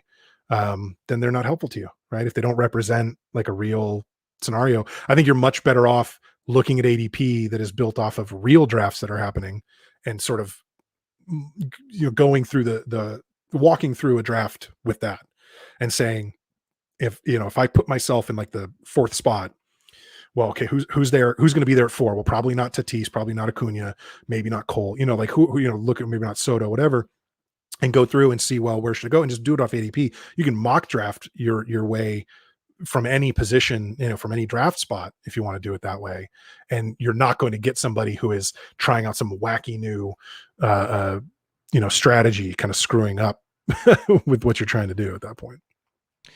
Fair enough. We've already talked about the value of projection systems to you in a sense. I think we get that. We understand that part. What about somebody that we don't know that we should know? Is there somebody that you could pump up that deserves a little bit of exposure on this show today? Oh man. I mean, I don't know, like, who is known or not known. I felt like for a little while. You're not in the clicks, dude. Come on. No. I just mean, like, I think everybody that I know about, I feel like is well known, because I don't know the secret folks, kind of That's thing. okay. I think you don't have to have an answer. I think for a while, Mike, you were sort of my dude. This is the guy you should be listening to is Govier. So, but now you're big time now, man. You got Vlad Sedler on, like. It's a hard act to follow, by the way. I'm going to forever be immediately after Vlad in the episode progression. Oh yeah, see, this is why you got to go deep into the numbers, because there's a whole weekend buffer that gave you guys time. People will never know that. Sure. So. All right, that's fine. Yeah, I do appreciate that, Steve. I think we both support each other, and we've done a good job of doing that. So, and we only do it because we actually think we're both providing something that is useful. I've always said, Mike, you're a good egg. And that's true. Thank you. I do. You're the only guy who calls me that, and I will always, whenever I think of a good egg or I think of eggs, you generally get in my brain pretty quickly. So big bald thank head, you, Steve. like an egg. Yeah. Well, that's right. Yeah. Well, you're a good egg too, as you know. Takes one to know one. There you go. All right. Well, we got some other things we got to do to wrap up the show. So I'll ask you one more thing. What about the 2021 innings confusion and nightmare here, 6-man rotations? How are you applying what we had in 2020 with the crazy season and all that, and the short season, and applying it to 2021 with the innings pitches? Yeah, so like I said, right now playing time, I'm lifting from Steamer. I'll just be honest. Like I don't feel confident in my ability to project playing time. All of Stomper's statistical projections are based off sort of a performance per playing time unit, and right now that's plate appearances for batters and innings pitched for pitchers, although I think I want to tweak that a little bit and make it batters faced and sort of base everything off of that baseline. But for now it's innings pitched, and I'm just lifting that from Steamer at this point, and I want to figure out how to not do that, but that's a process. That having been said, I'm treating 2020 just like a regular season, because it's blended in with their previous 2 seasons, if they have to, minor leagues if necessary. There is age progression and regression that occurs. There's a regression to the mean. So it's taking into account that if 2020 was truly an outlier for a player's career, positive or negative, it's being tempered already just by the nature of the Stomper system. So I'm not doing anything special with 2020. I had considered for a while, boy, do I treat 2020 and 2019 together as like a super season, and treat them different. And it just didn't make any sense. Every time I would get some, test output from that, it looked crazy. It was just didn't look right. And then I would have to reach back to like 2017 to get like the low end of that projection system. And that's so far in the past. So it didn't make sense to me. So I'm treating 2020 like normal. Playing time, I'm not worried about too much. The numbers out of the pitching IP projections out of Steamer are pretty conservative to begin with. I think there's like 3 or 4 guys projected for 200 IP, not more than that. I know I saw that 6-man rotation thing from, I think, the Mariners most recently, and I looked, and I only had Marco Gonzalez at 181. Everybody else was already under 160 innings for them in Stomper. So it's like, I don't feel like there's any need to tweak that. I think Marco could get to 180, even if they claim, they'll cap at 170. Are they really going to shut Marco Gonzalez down if they're in a pennant race at the end of the year? Really? Come on. Mariners in a pennant race. That's funny. Well, the way the AL West is going, it's getting pretty top heavy. So yeah, it's probably a long shot, but it'll be more about Sam. No offense, Sam, out there if you're listening. It'll be more about if the A's and Mariners are in a battle to stay out of the cellar. That's really what will happen. Come on, dude. Every year the A's always overperform. You know that. You're just being a fan right now. Well, that's what you're doing. I know what you're doing. You're doing the old reverse jinx and all that. Low expectations. I want every year to be 2012. What can I say? That's like going to every movie when I used to go to the movie theater before COVID. Yeah, always low expectations. And then I'll be like, oh, wow, well, that was not so bad. I agree with your format and your approach. Okay, I could ask a bunch more, but I want to make sure we get a shine or ride the pine in, because there's no way you can come on the show and not do a shine or ride the pine, especially since we've used Stomper so much. Love it. We got to get Steve's opinion, but we're not going to use Stomper because, that's your own projection system. I assume you would probably agree with most of it. So Pretty much. we're good. Okay, so today on Shine or Ride the Pine, by the way, it's the Haters Regal Palazzo Fantasy Baseball Podcast, Palazzo Podcast, ProtonMail.com, Palazzo Podcast on Twitter, 2 L's, 2 Z's. Utah. Give me 2. In Shine or Ride the Pine today, Steve Paulo is going to go head-to-head with Carm Mayorano, our own Roto Fanatic, wonderful writer and creator of projections and so much more. I mean, the guy really knows baseball inside out. He's a huge Cubs fan, which is kind of lame, but we'll let that slide. Fly the W, Carm. He does. Yeah. But we have his projections, which he got to me recently. He's like, "Hey, Mike, why don't we use my projections on the show since we both work at Roto Fanatic?" And I was like, that makes sense. That's reasonable. I mean, I'm not saying. Don't worry, Stomper will still be a part of the show, Steve. Don't worry. I want you to know that. Well, I appreciate it. We're not dismissing it. Of course. We're never going to dismiss Stomper. First off, it's the most badass name for a projection system of all the projection systems. I don't care if it's right more often than other systems. Stomper will always be the sweetest name for a projection system. Thank you very much. It's just true. All right, so let's see what Steve Paulo has for us in Shine or Ride the Pine, courtesy of Carm Mayorano's projections. You can follow Carm at Carm's Clubhouse on Twitter, and you can read articles on rotofanatic.com by him, including his new barrel board related to fastballs. Who's got the fastest barrel on fastballs in the league? Go check out his barrel board. It's really cool. It's right next to the Dado Monster at the top of our page on rotofanatic.com. All right, first things first. Let's start with Marcell Ozuna. You may have heard of him. Yeah. 37 home runs penciled in, according to Carm Mayorano. Shine or Ride the Pine? Stomper's a little lower than that, but I actually think Shine. I think going back to Atlanta is going to be good for him. I think that's a good park for him. Yeah, I mean, like I said, Stomper actually has him only at 30, but I kind of think that might be a little low. I think Ozuna is poised to have a big year, so I'll say Shine. Ooh, okay. I like it. That's fun.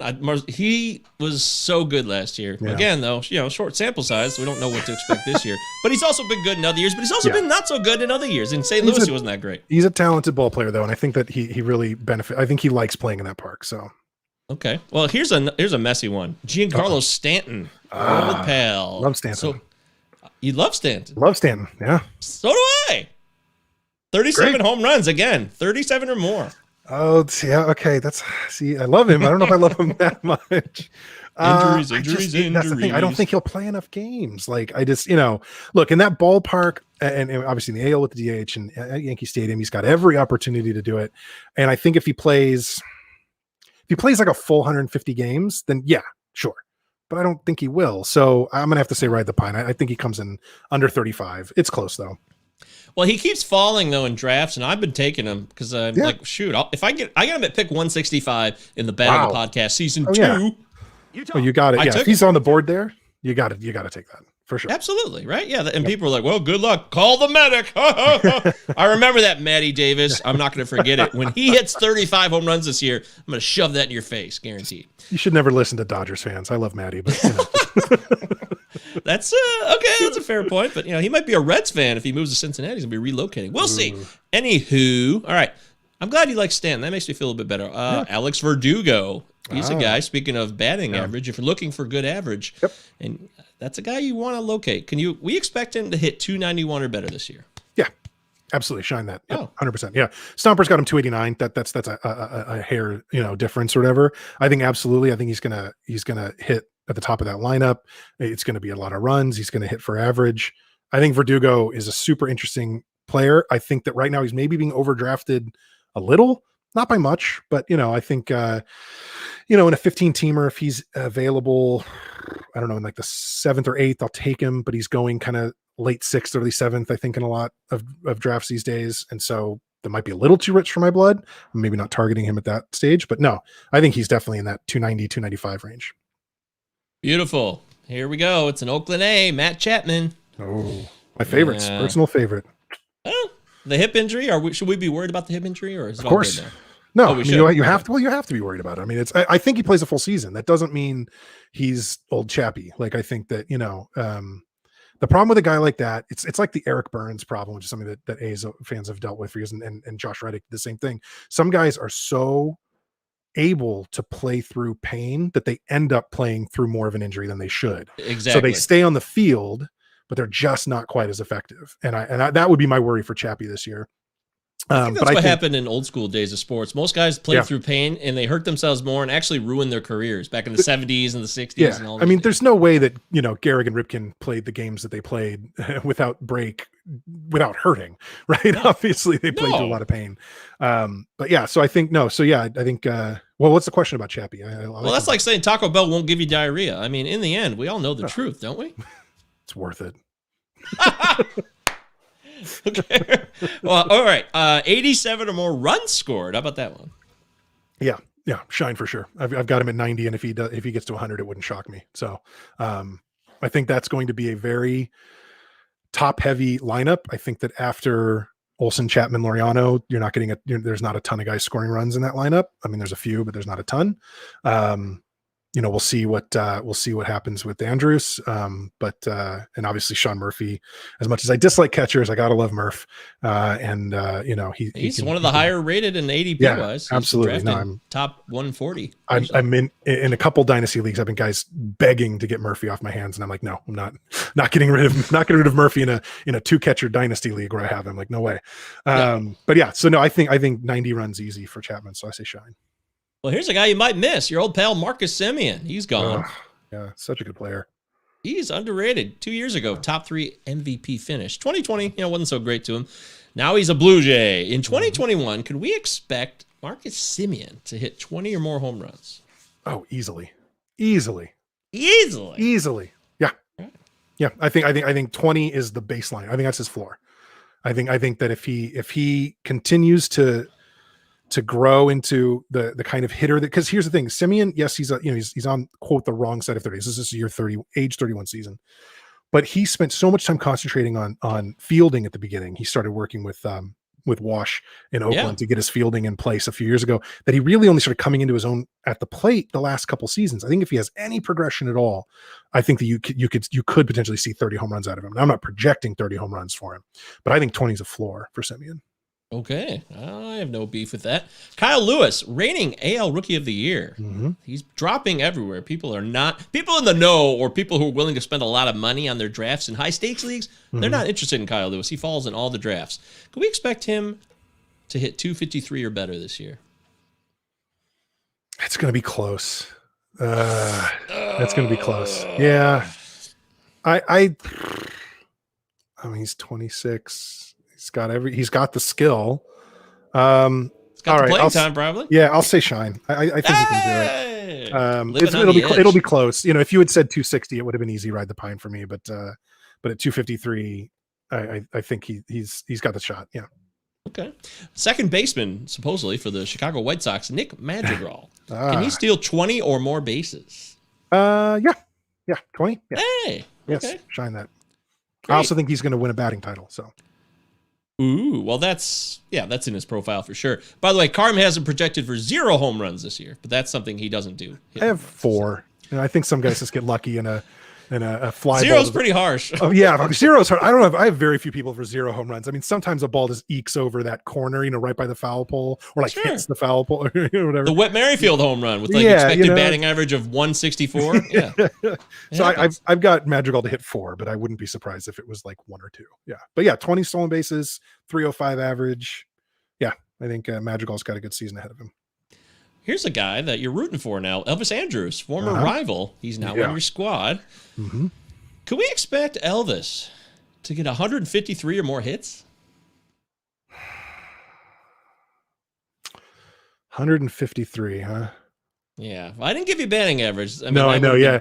No, that's interesting. Yeah. No, that's right. So I've got him hitting. Let me just think about the numbers. I've got him hitting 250 in 566 at bat. So that's not quite 150, is it? Yeah. So so that's probably gonna be lower than that. I don't think his average is up in the 270s. So Carm's got him at 274 average. Yeah, no, I got to ride the pine on that. I don't think Andrews hits like that, especially that the foul territory in Oakland can be very unforgiving.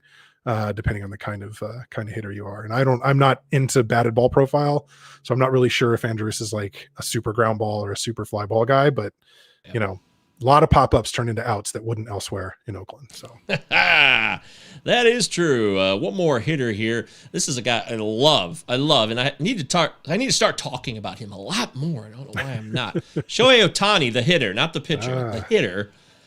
Could we expect Shohei to give us 22 or more bombs this season?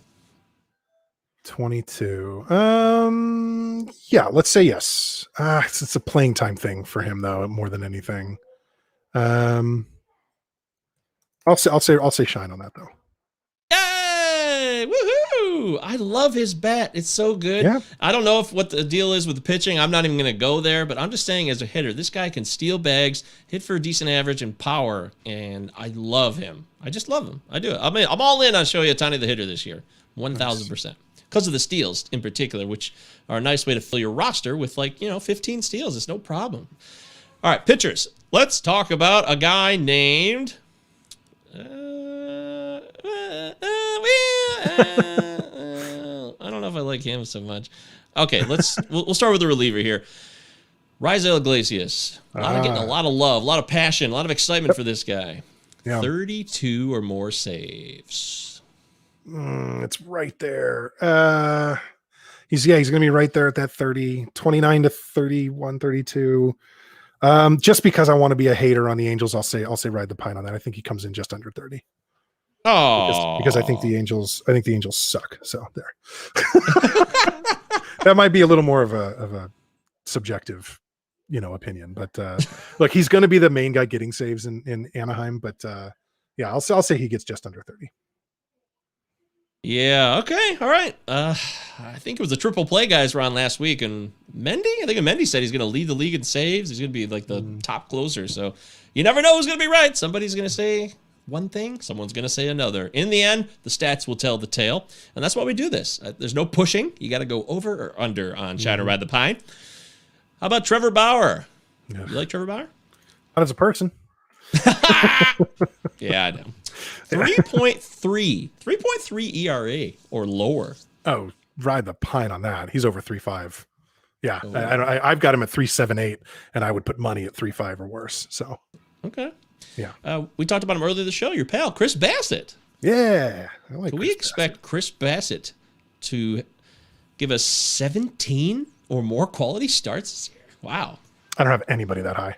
Honestly, the way that Stomper projects quality starts, I think I have DeGrom and Cole at 15 apiece.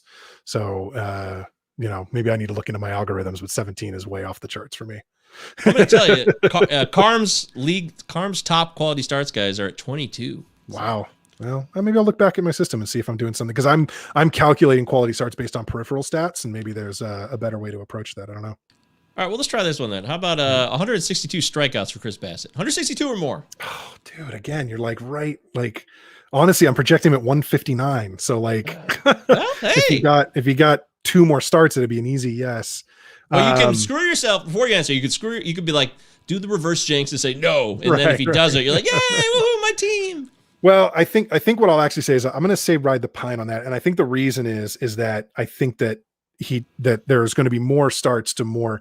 Basically, I think the A's are not going to do very well this year, and I'm preparing myself for that. And part of that is going to end up being calling up some young pitchers later in the season. I think guys like Bassett, won't necessarily get as many starts as they otherwise might. So, okay, fair enough. Christian Javier of the Houston Astros came up. He's got good minor league numbers too. The track record seems to show a guy who's pretty good. I'm not buying it this year, but let's see what Steve Paulo thinks. Could we expect him to give us an ERA of 3.85 or lower? No, ride the pine on that. Yeah. Good call. Stomper's got him at 4.3, which isn't terrible. It's obviously not great. But he's a young guy and he'll grow into it, but I don't think this is his season. Michael Pineda of the Twins. He finally came back after that suspension and all the tough times he had last year. Looked pretty good in a very, small sample size. But in 2021, if they let him fly and run free, could we expect him to have 11 or more wins? I would say no, but I think Minnesota is going to be pretty good. 11 or more. 11 or more? I'll say Yes. shine. I'll say shine. Hey, You said more. If you woohoo! said more than 11, I would have been the other way. But 11 or more, I'll take it. Yeah. Okay, I think he all could right. get. I think he could get to 11. That's fine. I have no beef with that whatsoever. Mike Minor. This is a guy that some people are saying, whoa, watch out for. It could be a fun season in Kansas City for him. Yep. How about a 1.21 whip or lower? No, he's a 1.3. He's a 1.3 plus, I think. Not by much. You know, he's not going to ruin you. But You're ruined me. Yeah. Oh, well, yeah. When you see like a 1.5 on a guy and you're like, oh my God, like I can't even, like he's going to destroy the whole staff. But you know, that's not Mike Minor. But yeah, I can't go that low. I'll ride the pine. Okay. Matthew Boyd, my own Detroit Tiger starting yeah. pitcher. God awful last year. This year, though, hey, new beginnings. He's the ace of the staff, although Spencer Turnbull might actually be the ace I of the like staff. In my Turnbull a opinion. lot. Yeah, me too. I went out on a there. limb for with Bubba from Bench with Bubba pod. He asked. Hey, for, he'll be on the show Wednesday with Backflip yeah. Crazy, by the way. Yeah, no, they're awesome. I love Toby and Bubba. They asked about go out on a limb on a player that'll be, you know, top 100 SP, and I said Spencer Turnbull, and I honestly think that it, you know, fingers crossed. I mean, he could, if he puts it all together, he could be a top 100 player. So, Dude, I love it. I am so down with that. That's what makes me happy. Woohoo! All right, we'll do a couple more here, and then we'll wrap it up, as they say in the business. well, I don't think you actually asked me anything about Boyd. Oh, I didn't? You mentioned Boyd, but then you didn't like ask for like we got turned on to Turnbull there. So, but I think Boyd's Okay. going to be good for strikeouts, not great for ERA. If you want to know, just in general, like. Oh, yeah, that makes sense. So how about this? Yeah, Boyd, a 9.5 K9 or higher. 9.5. I'll go over that. Yeah. I have him at, Okay. I have to do the math real quick. Let's see. 185. I have him at, oops, that's the wrong. Oh my gosh. Why is this not? Oh, wait, I know what I'm doing wrong. Hold on a second. What is happening, Steve? What day is I this? know. Hold on. I have 10.1. So there. I have him at just over 10K per 9. Okay. All right. I can respect that. I really would love to see Boyd do something cool this year, maybe get back to basics, but you know, Yeah, that comes society with a 5 and such, you know. That comes with a 5 ERA, by the way, so don't get too excited. Oh, yeah. Well, that makes more sense what you're saying. How about, that's a little more of a, I don't know. People really bought into Boyd last year. There was a ton of hype. I remember Pitcherlist was saying stuff. A lot of people were like, dude, this is it. This is the year. And then it didn't happen. So Yeah. how about this guy, though? Pablo Lopez of the Marlins. A lot of excitement around him. People are like, dude, this is the way to go. But I want to know what Steve Paulo thinks. That's why we're asking him. How about this? A 3.56 ERA or lower. Definitely ride the pine on that. Yeah. People are seeing things the algorithm is not, because Stomper is projecting a 4.53 ERA for Pablo Lopez. So Well, there you have it, folks. Directly from his mouth. Steve Paulo says it. It will be done. By kingdom Right. come. Don't put that evil on me. Well, yeah, that's a lot to put on someone. How about this real quick? James Paxton. James Paxton's in Seattle now. Yeah. Can we expect James Paxton to have a K9 of 11 point, or just 11 or higher? 11. 11. Whoa. Yeah. 11. I mean, probably this is a guy who can strike guys out. So. Yeah, I'm going to say no. Stomper's got him at 10.8 to 10.9, so it's close, but 11 is a lot. I'm going to say ride the pine on that. Okay. Well, hey, if you say it, I believe it, man. You know what you're talking about. You are a I hope wise so. man. No, you do. I mean, nobody can predict the future, but as much as any of us are trying to. Oh, let me give you one more. I want to give you a Jesus Luzardo quick, since you're an A's guy. I love Luzardo. How about, okay, you love Luzardo. Yeah. Can we expect him to have a whip of 1.17 or lower? Under 1.2, 1.17 is tougher. I'm going to, you know what? Just because I want to will it into existence, I'm going to say shine. Yeah, let's do it. I think he can definitely get under 1.2, but 1.17 is a tall order, but let's say shine. There it is. Bingo. All right. Let's shine or ride the pine with my main man, Steve Paulo of the Stomper Projections. That was a lot of fun. Thanks to Carmen Mayorano for letting us use the projections. That was cool. We finally got Good it on the stuff. show. He's going to be happy. Everyone wins. It's a win-win for everybody. All And right. I'm gonna have to look back at my quality starts methodology there, because maybe I'm missing something that I didn't realize. Well, that's cool. If you Yeah. can have like a takeaway from the show, I think that's a Exactly. nice little bonus. It makes me feel good. I always want to know, like, hey, what are we talking about? Does it make sense to other people, or is this not something you want to be doing? I don't know. I think it's cool when people who are guests on the show have takeaways. So kudos to you, Steve. So There you go. I have so much to do right now. I think we got to end the show there. I have like 10,000 things I got to do. I got an auction draft that just started, and I've never done one before. And I got to do a book club with my girlfriend. Oh my God, there's so much to do. So, Steve, can we say goodbye? But before we say goodbye, can you please just tell us what people can look for from you as the months, the months into the season progress? Beyond Stomper, is there anything else you want people to know about you? Yeah. Now that Stomper's in a pretty good spot, I'm going to be working on my other projection system. It's called the Tomey Projections, as in Jim Tomey. It stands for the Team Handicapping and Odds Modeling Engine. It's not fantasy baseball, it's baseball gambling. Tomey was correct. Oh my God, what were the numbers? Like, out of the 30 MLB teams last year, Tomey correctly predicted which side of the Vegas team totals a bet that you should make, whether they'll win over or under a certain number. It was correct on 24 of the 30 teams. So that's an 80% number. In 2019, it was correct on 20 out of 30. And in 2018, it was correct on 20 out of 30. So it's a very reliable system that can make you a lot of money. So I have not started the runs for that yet, because it's more based on where players move to. So the more free agents that are sort of still out there, the less reliable Tomey will be until they land somewhere and we have some idea of how that's going to go. And also, most sports books aren't putting out the lines for those bets yet. So it doesn't make a ton of sense yet, but I'm working on that. And that'll be at TomeyProjections.com. And of course, StomperProjections.com for that. I'm going to keep trying to add some fun stuff to Stomper, some new tools and things to the front end, and look into quality starts, because maybe there's something to fix there. I don't know. See, this is the kind of guy you want to follow and pay attention to. He learns. Thank you. He's like, hey, I may have learned something today. I'm going to apply that to my process. That's the kind of people we want to be in business with. That's why Steve Paulo he's a good egg. He's a good dude. He's a fine American. He's an even better Californian. And we're really grateful that he came on and spent some time with us. Let's have you back soon, man. Let's talk about some more projections and talk more about what we can expect when the season's underway. And even we'll talk about your Oakland A's and how great they are. I sure hope so. Yeah, anytime, man.